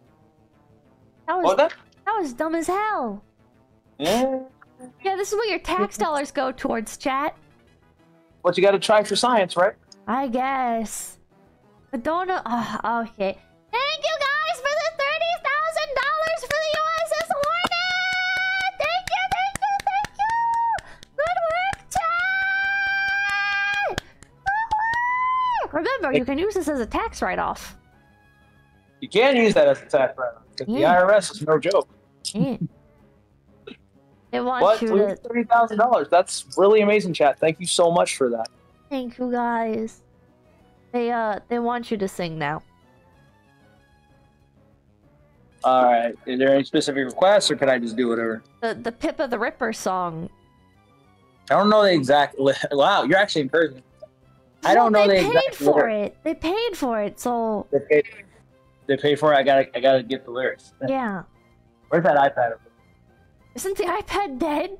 There's like 2%. Like 2%. We could get. Speedrun it. I am a superstar. And then I think. How about this? I'll release a full cover. How about that? Just go do that. No, they wanna see it now. All right, let me get the iPad. Let me try it. Alright, let's see if there's any more questions as well. What was the last plane to be used in service on the Hornet? S2, S3 Viking. Well, not S3 Viking. The S2 Tracker was the last plane to be used. Oh. Do any of the ship's elevators still work? All 3 elevators still work to this day. That's thanks to our volunteers and how they've restored the aircraft. There are, I believe, we're the only S-class carrier museum that has all 3 elevators that are capable of working. Oh. How many VTubers have you given tours? I think I lost count. It started with Miss Lisa. I think the first tour I did was with Miss Lisa. And then I did one with Miss Mint. And then I believe Miss Reiki was after that. Reiki was, yes. And then I did one with VTuber by the name of Radio. And then I did one with Vex the Sun Eater. I feel like I'm forgetting someone. I don't think I am. No, it's Miss Reiki. Oh, I did a couple tours with the members of VDare. Not with Miss Tomboy. Not yet. I will. I owe Miss Tomboy. But I did it with Miss Mozumi, I did it with Miss 𝐒𝐿𝐴𝐴, and I did it with Miss Alpha Beta. Miss Hani couldn't do it, unfortunately. But done it with multiple other VTubers. Hell yeah! So there you go, chat. Those are more VTubers you can check out, and you can watch their tours, and maybe you'll see some stuff that you didn't get to see here. Well, I suggest go watch Miss Reiki's tour. Really good, really fun time. Hell yeah! Okay, Pippa the Ripper lyrics on Genius.com. Here we go. There you go. There you go, chat. Let me find it. So it's like, I am a superstar inside the screen so fly. I am the one that you desire day and night. I am a superstar inside the screen so fly. I am the only one. Yeah, that's real. The Ripper. That's all that beat is gonna. Play the video and sing along with it. Embarrass yourself. Make a fool of yourself for the chat's entertainment. What? I thought the iPad's gonna die. They raised $30,000 for this ship. You're just gonna give up on them? No. Are you not grateful? Are you not grateful for what the chat has done? You agreed to the terms. I said I would sing, but like they were asking for Pippa the Ripper. Wow, I feel like this is kind of revenge for Saturday. I wonder. All right. Are there any questions I can answer while I'm trying to figure this out? I think you're stalling for time. Did Hornet have any Medal of Honor recipients? Does the Hornet? Several. Unfortunately, they've passed away. Oh. You guys, like, keep the medals? Or... You guys keep the medal? Are any of the medals on the ship? Or... No. That belongs to the family. So they get to keep that. Oh. Have you, like, contacted the family? Like, don't throw those out. We'll take them if you don't want them. Sometimes the families will donate those medals to be displayed, but that is at their discretion. We again, it is a very personable thing for them, so we do respect that, obviously. Yeah. A lot of people will just throw out their family members' medals. It's fucked up. Oh, here's one from Uruka. Pippa the Ripper worked surprisingly well with violin. So is it a sing along video with Pippa the Ripper? She's not singing along with it. There's a karaoke version. Okay, I'm trying to find it. Former USS Pampanito Museum deckhand. What would you say is the hardest thing to maintain and restore on the ship? Aircraft. Oh. Mainly because parts, tires can wear out, but also sometimes that aircraft have to go on the deck and then erosion happens. Ah. There's a really jank. Yeah, you know who this is. It's your one and only Pippa in the house. You know how it's gonna go down with me. I'm about to tell you. Did you write this? No, I didn't write it. Here I come. I am a mega idol. All my eyes on me. No eyes on you. I think I'm silly. Come on, man. Come on. $30,000, man. $30,000. $30,000, man. Keep singing. I'm here to Keep singing. save the world. I'm gonna fight till the end. I'm a superstar. Inside the screen so fly. I am the one that you desire day and night. I am a superstar. Inside the screen so fly. I am the only one. Yeah, the Ripper. I was a kid who dreamed to become somebody awesome. This, man, you're like really high. I've lost my voice. Oh my God. But fate really sucks. Keep singing. I like how this is written so Keep casually. singing. But fate still sucks. I had to give up. It's how I lost my way. Then came along where way I can shine. Virtual space where I can belong. You may laugh at me, but that's how things unfold. Isn't this crazy life of mine? I must watch out. There's many rivals who waiting to eat me up. I gotta listen to this song more. But You don't have to do that. You don't have to go that far. Keep singing. Keep singing. Keep singing. You actually want to hear me sing, or like? Chat wants to hear you sing. Like I can actually sing and like, sing decently, but unless I gotta keep torturing myself here. They're gonna beat the shit out of you in the Navy.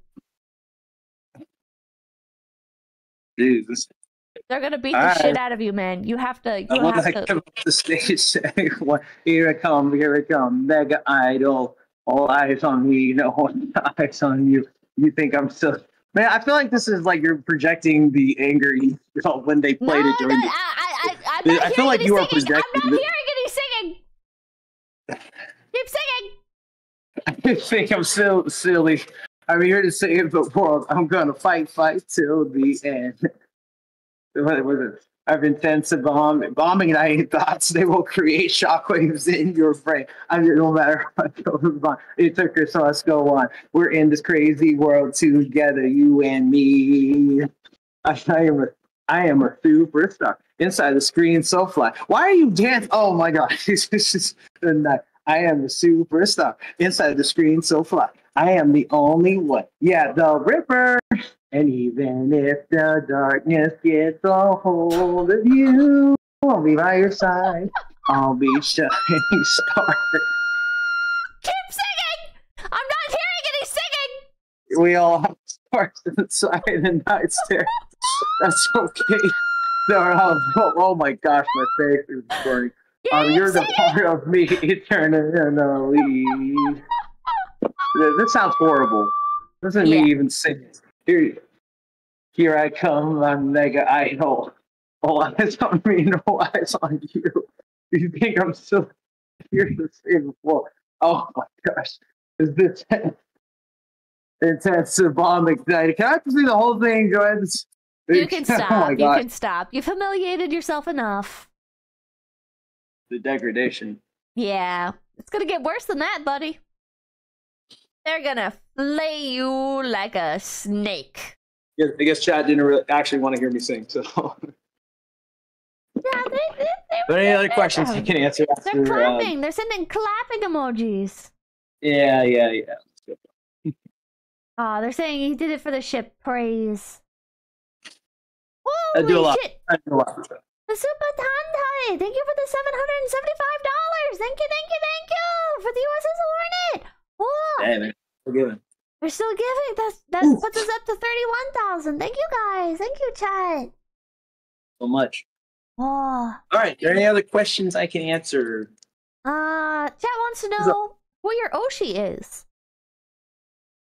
Who my Oshi is? Yeah. Okay. Cool. Every girl in the V-Fleet project. That makes sense. Where can viewers watch members of V-Fleet Project at? Twitch, but you can go to vfleetproject.com to learn more about them. There you go, chat. Jordan Brown asks, has there been any signs of leaks since CV-12's last dry dock? Also, greetings from a Drakenfell viewer as well. There have been no signs of leaks, which is funny because there are some other museum ships that have leaks. I'm not going to say which one specifically out of privacy, but we have not had that issue here. So we are very grateful that we have been able to stay in good enough tact that we have not had any issues of flooding. Hornet built sturdy, I guess. Very sturdy. Tank asks, why does the A4 have a red star on its tail?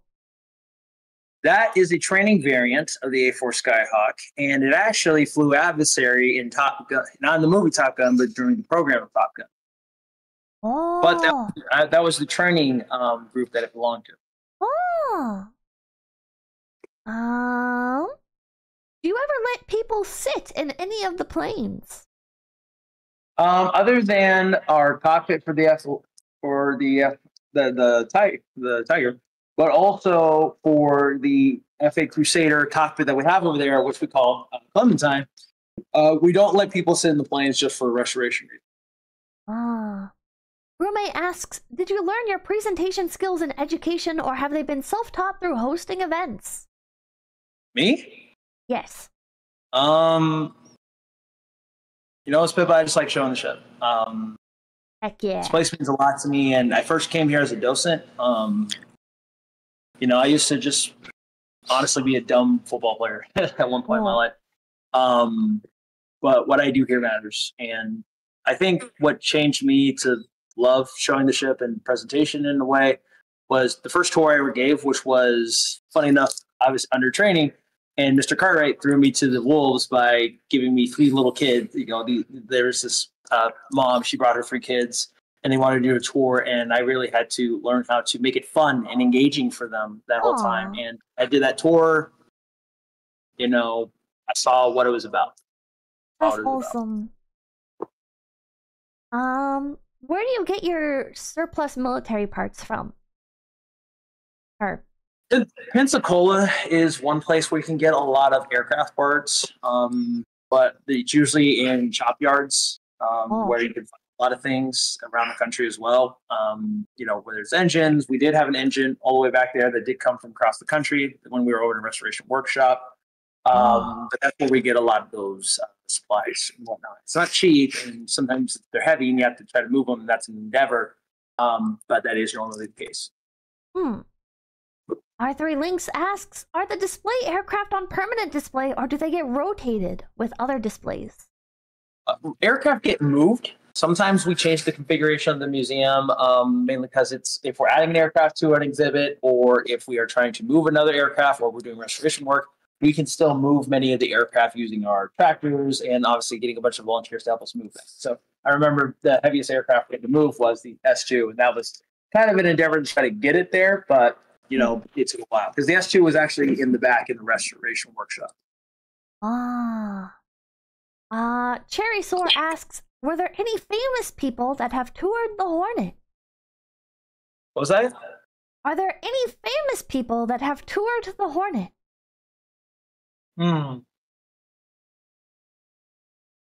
Other than various Navy admirals, I believe Tom Hanks did a tour here a long time ago. Really? That's what I was told, but not in recent memory, unfortunately. Well, sorry. All of the VTubers I have given a tour to are famous people I have given a tour to, including you, 𝐒𝐴zpippa. So there you go. If there was another ship that you'd love to see as a museum also, ship... Buzz Aldrin has been here. Wait, really? Yes. Oh, wait, yeah. Yeah, wait a minute. There are a few questions asking pretty much the same thing. Is there any other ship you'd like to see be made into a museum ship? Either, like, ships that have already sunk or been scuttled or whatever, scrapped, or just in general, like, still active ones?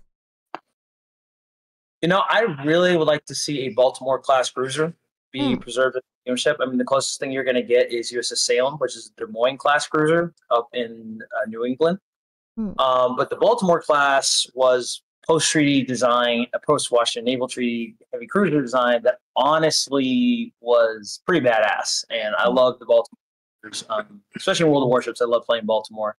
I would have loved to see what a Baltimore cruiser class was like, the interior, how it operated, especially the guns. You know, the I would have really liked to see that. So I guess you could say USS Baltimore.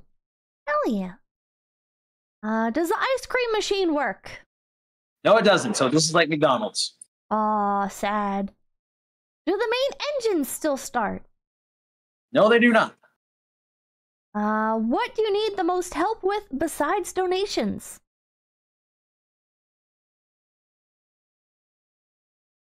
Besides donations, we just need people. Volunteers are what make the museum run, whether it's people helping with restoration, whether it's people to help work events, whether it's people who are helping on our tech side with things.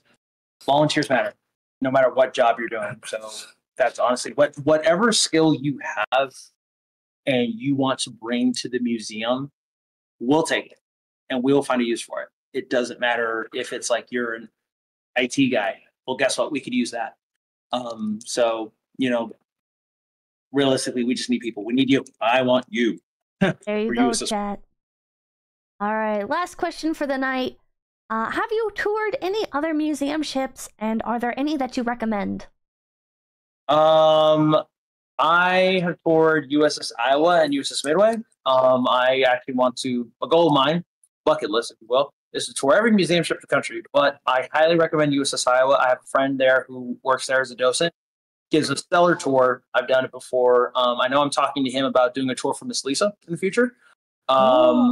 So I love USS Iowa. It's a great museum. Gives a totally different perspective than an aircraft carrier and philosophy and obviously design. And it's a great museum. So for that person who even asked about visiting Iowa, I highly recommend it. I incredibly recommend it. Oh, all right. So if that's the last question, then I guess that's it. But Ms. Pippa, I have to say, since obviously,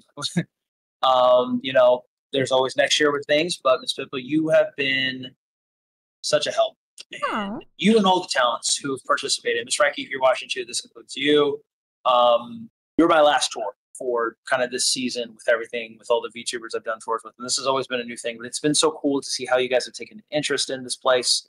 But to see the chat and how you guys have loved the tours and well, and I'm just very simple tour guide here. Nothing special, honestly, but you guys and your generosity,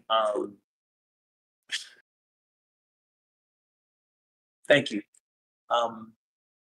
From the bottom of my heart, Ms. Pippa, and thank you, chat, for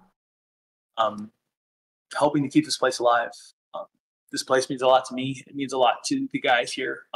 I've worked here for several years. I've seen people come and go, and people I wish I could still say hi to. There's a docent named Rex Young. He was the guy who trained me, and he unfortunately passed away 2 years ago. Sorry to hear that. And I promised Rex I would do my best for the ship. So you're making me tear up. Jesus Christ. Sorry. Jeez, you guys got me in that mood. I do mean it though. Thank you for what you've done, Ms. Pippa, and that and your generosity. It means a lot. Rex would be very proud. Thank you for letting us share like this moment. Thank you for doing the tour. Thank you for inviting me to Oshi on Deck and CarrierCon in general. Thank you for in general interacting with the VTuber community. You run VFleet project. Oh, that's a pretty remarkable feat in itself. Running it's just a ship and jet, basically preservation society digitally.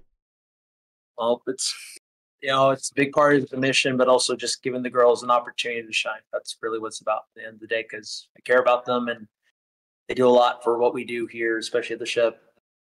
If it weren't for them, we wouldn't be doing this right now. So, I know it's a plug, but thank you to all the talents of V-Fleet for your hard work, your dedication, and just making me a better person. So, and whatnot. So, this is my last tour, and obviously going to go into obscurity here, but thank you, everyone, from the bottom of my heart for supporting the Hornet. Thank you for supporting museum ships, and thank you for honoring the veterans who gave way more than I ever could in my life. So, signing off, God bless our vets. Thank you. We'll talk to you later. Okay. All right. Also, one more thank you for donator Kenny Koda just donated $2,203. Thank you so much, Kenny Koda. Thank you. Thank you very much. Ah, thank you so much. Is there any like final words or anything that you wanted to bring up? I feel like I pretty much asked everything, but if you have any more like events coming up or V Fleet stuff, we got a lot up. of great events coming up. Obviously, our 4th of July is a big event. Our Apollo 11 big event. There's so many different events we do here at the ship. Matter of fact, we even have a Halloween party. We have our New Year's Eve gala, which is like a whole big band 1940s dance. But the thing is, guys, any event that you attend is interacting with this ship and helping to keep it around. Just going and having fun, or better yet, buying a ticket to Ocean Deck, going to CarrierCon, buying something from the ship store, even online. That does so much. You don't even realize it. You really don't. But the one thing I will say, kind of as like a final statement, Ms. Pippa, is that when you come to the ship, talk to a docent. Ask them about their life. You're going to find out something amazing about them, something really cool. But there are a lot of people who don't ask that question. And then that knowledge is gone when they leave. But you can tell that story and you can continue on with it. So I believe it's all of our duty to make them feel heard. It's our job to appreciate them for what they have done, but to pass that. So, I would say all I would want from you guys is obviously thank you for donating, but come to the museum, come to a museum, go to Iowa, go to Midway, go to whatever museum is nearby you, and just thank them. Shake their hand and say thank you so much for what you do, not only as a service member, but what you do here for the rest of your days. Well, it's not condescending or anything to be like, oh, thank you for your service. It means a lot to them. It means, especially since a lot of these guys are Vietnam vets, it means a lot to them. There you go, chat. All right, that's happiness. But Ms. Pippa, thank you so much, Ms. Pippa. You've been great. Thank you for your interest in all this. Thank you for your support of CarrierCon and the USS Hornet. And I look forward to having you back in the future. Hell yeah. I'm down to come back whenever. Of course. So, Ms. Pippa, what final words? Thank you so much. Thank you, chat. Thank you for coming to CarrierCon 2025. My name is Gabriel Cherry, and I am signing off. So, thank you so much. You have a great day, and we're going to see you on the flight. Oh,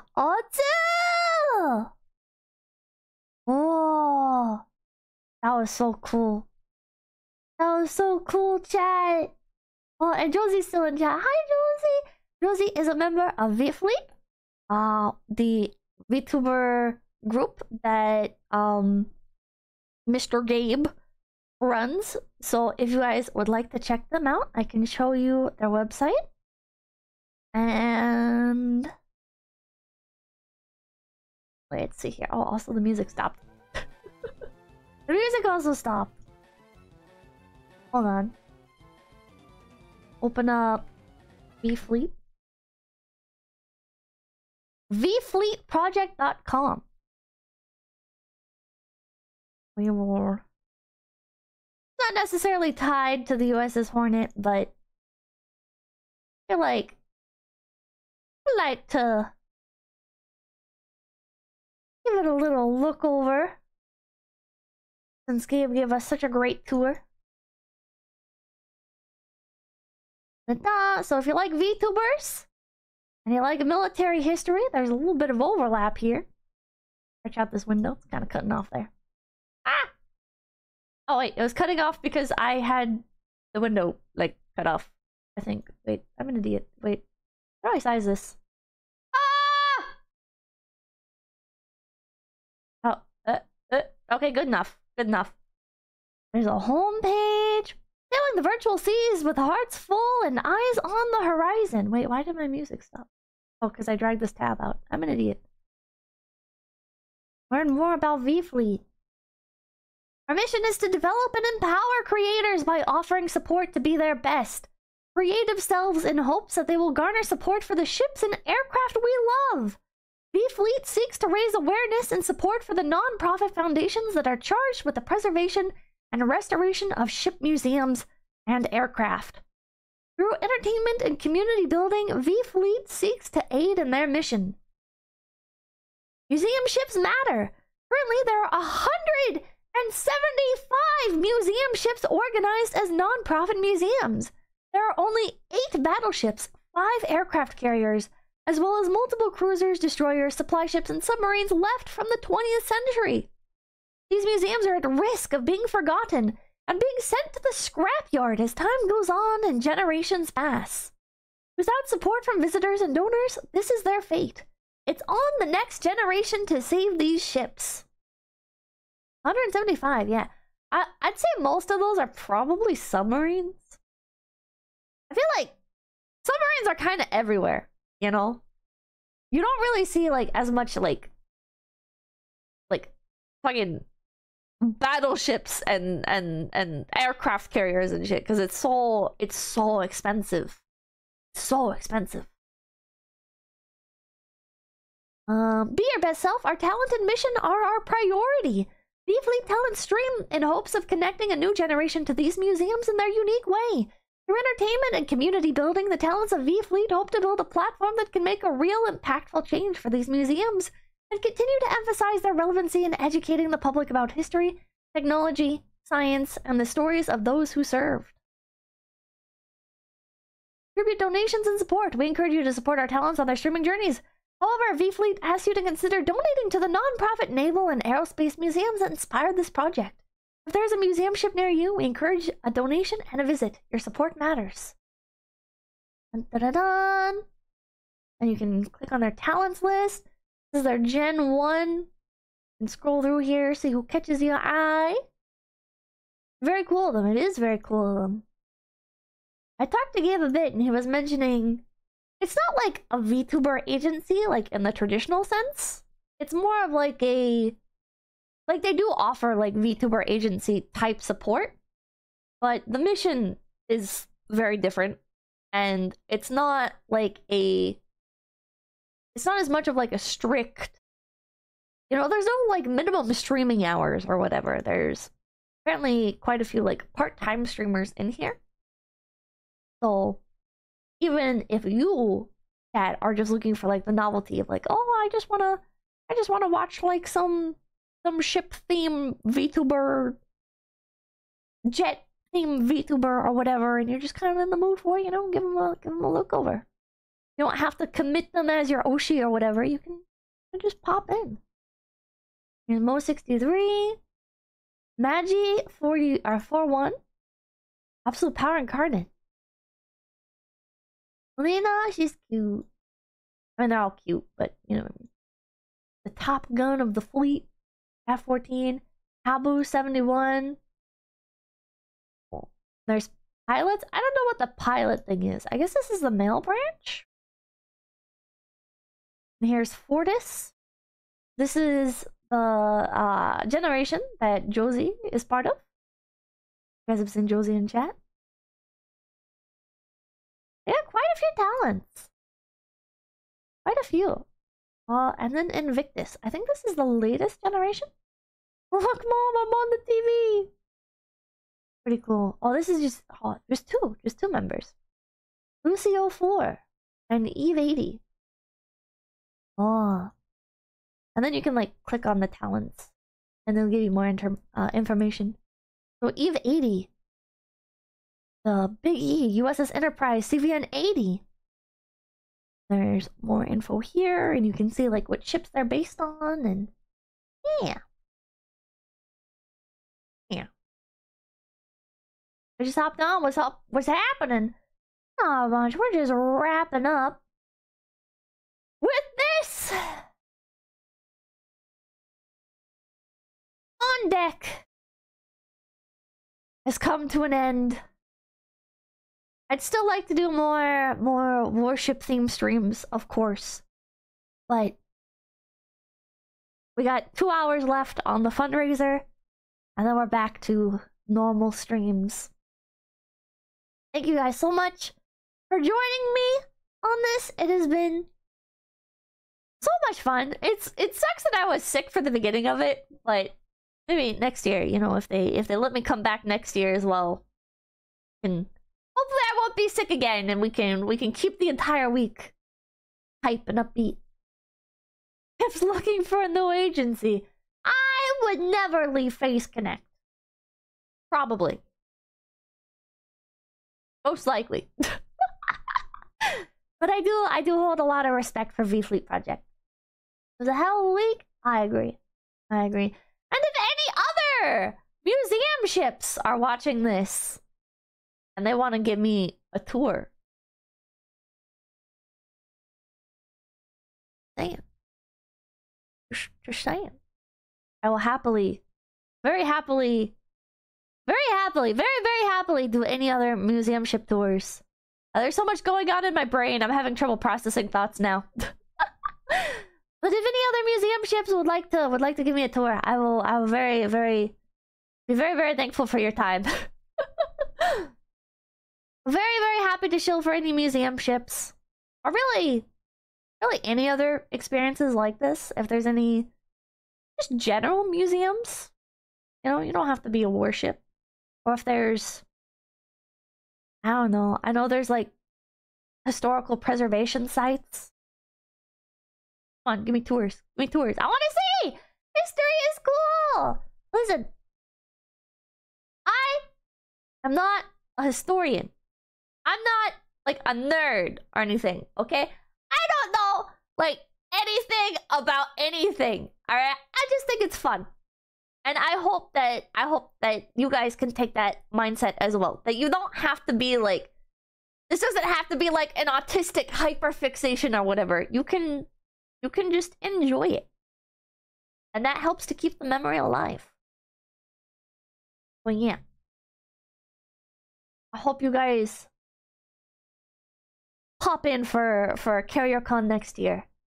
Casually learning about history, yeah. Learning is fun. Unironically, learning is fun. We'll learn from Instagram Reels, oh god. History is pretty dope. Kind of sad sometimes though, yeah. How to preserve history for future generations, true. It's scary, isn't it? Queen Mary Ghost Tour. I'd be down for that. It's scary though that like they're supposed to go to dry dock every 10 years, and the USS Hornet hasn't been back since 1969, he said? That's a long fucking time to go without general repairs.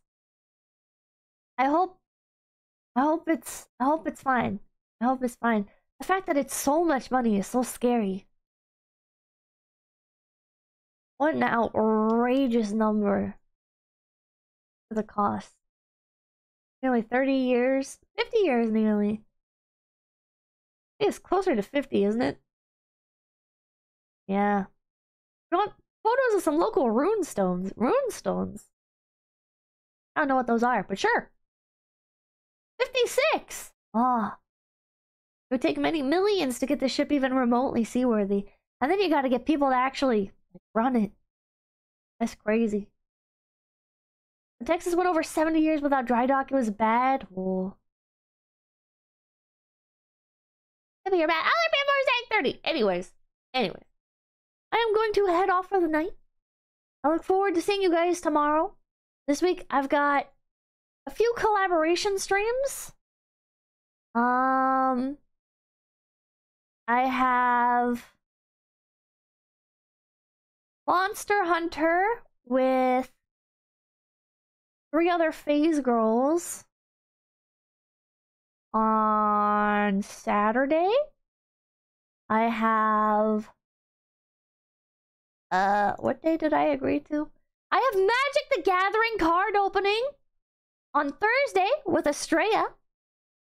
Ashelia is back on the channel with some more Magic the Gathering. My sensei.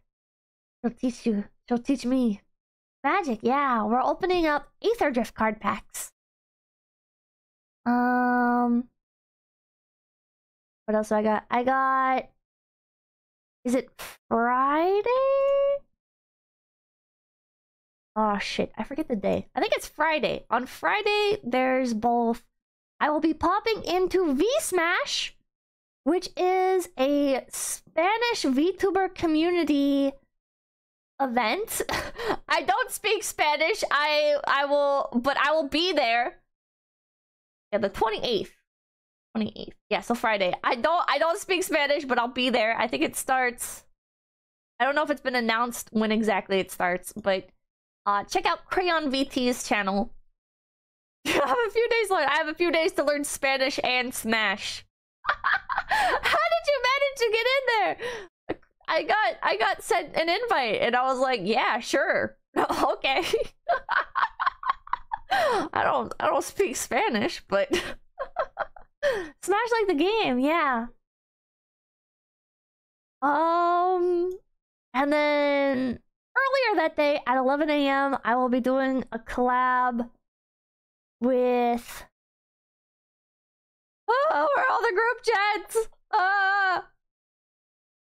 I'll be playing Repo at it's Friday, right? Yeah, Friday at 11 a.m. with Bao, Yuzu, and Michi. So very busy week. Lots of cool stuff this week. If you also include this. Now this is done. So yeah, Repo's a funny game. Repo is a funny game. I played a little bit with Fillion off stream, and I was pleasantly surprised at how it's not just Lethal Company 2. I really thought it would just be Lethal Company 2, but it's a pretty neat little game. 11 a.m. That's right, 11 a.m. The Michi, not Michiru, but Michi Mochivi. Yes, Michi Mochivi from Bishoujo, not Michiru from Face Connect. But I would happily play Repo with Michiru. I should ask her. On your stream or no Pippa POV? I don't know yet. We'll see how I'm feeling. 11 a.m. Pacific time, yeah. Yeah. I think I would be the only YouTube POV, so maybe I should. Cobblemon abandoned. Cobblemon is not abandoned. It's just a busy week. This is a busy week, and last week was a busy week. Veressa is released tomorrow. Oh, I'll have to. I don't know if I'm actually gonna boot up Genshin Impact and pull for her. I was just gonna celebrate her releasing. Maybe I'll pull in Genshin Impact. But can you not use Twitch anymore? I just don't like Twitch. I don't want to stream on Twitch, so I don't. I do all of my Twitch type content over on Kick instead. And I'll thank you for the 5. Don't forget the Eve stream. Alright, and we also have the Eve stream. That's next week. Actually, that might have to get delayed until Wednesday. It's April 1st. Got some shenanigans planned. Which is too trigger happy with bands, yeah. Eve is here. I'm gonna be late to the Eve stream. Till like another 2 years. Alright. Alright, chat. I am ending off for the night. Thank you guys so much again for your amazing support. It has been incredible, both for me and for the USS Hornet. Thank you guys for showing up to all of my little silly warship themed streams. Thank you guys for donating over $30,000 to the USS Hornet. Thank you guys for being in chat. Thank you guys for going to CarrierCon. Thank you guys for showing up to my meet and greet. Thank you guys for showing up to my panel. Thank you for showing up to Oshi on deck. Thank you for everything! Ah! It's been amazing. You even made the tour guide tear up. You guys made me tear up the other day. and then you guys made the tour guide tear up. Jesus Christ. Mr. Gabe. Aw. It was the ghost. The ghost did it, not you. Yeah. The ghost made people cry. Yeah. Don't be gay, no crying. Right. Sorry, my bad. Okay. And this is crazy. And there's no super chat list to read. So there's no super chat list to read. So I guess I just end off again. Alright. Also, shout out to Miss Debbie. Yeah, Miss Debbie was very wholesome. If you guys volunteer, you can potentially meet Miss Debbie. You just chill out now, yeah. Oh, I can't believe it's over. I can't believe the whole week of worship themed streams is over. Crazy. I want to come back next year. I hope they invite me back. I was really jealous of everybody who got invited to the first event. The 𝐒𝐲𝐄𝐎𝐍𝐿 X Hornet off-season event. I was sitting there, I was kind of seething. I was like, wish they'd invite me. I see how it is. I'll just sit here. I'll just sit here sadly. With my Azure Lane inspired outfit. Just sit here sadly. I was so envious. It feels really good! It feels really good. It was like a mini goal. It was a mini goal to interact in any capacity with the USS Hornet. This was incredible. Had a meet and greet, had a panel, had the MC at the concert, had a tour. Insane. Man. Alright, I'm ending off. I'm just so happy. I'm sorry. It's so much fun. Talk tour. Shut up! Thank you guys so much for stopping by.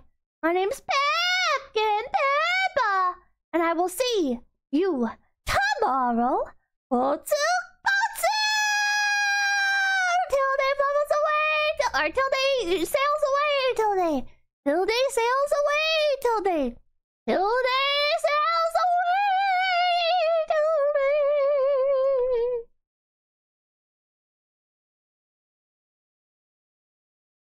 Where did my... Oh, there it is. Okay.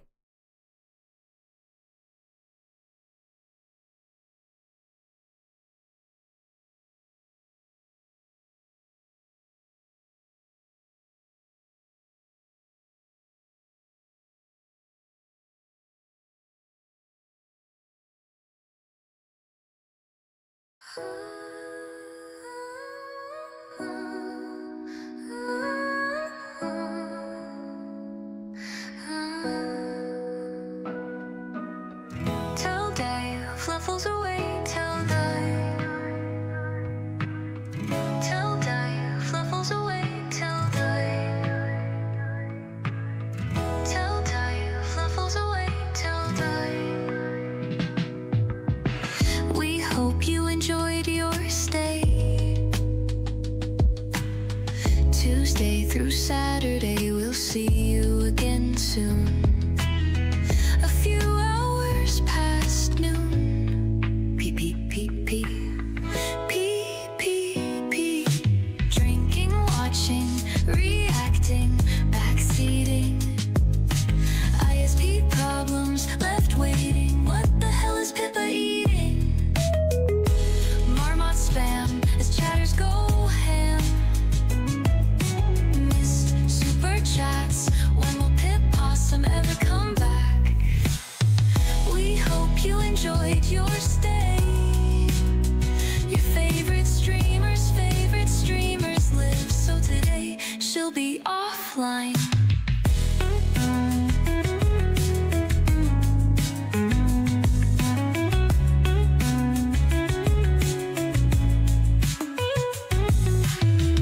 Till die fluffles away till die. Till die fluffles away till die. Cat peepees, we'll see you again soon. Leave a like and bob to the outro tune. Next stream we'll argue and laugh. Next stream we'll have a blast. Stick around to see who Pip berates. Read the chat rules and say, hey dude, we'll stream again soon. Come back again and remember us when you hit message send. Till die fluffles away till die. fluffles away till die. Till die, fluffles away till die.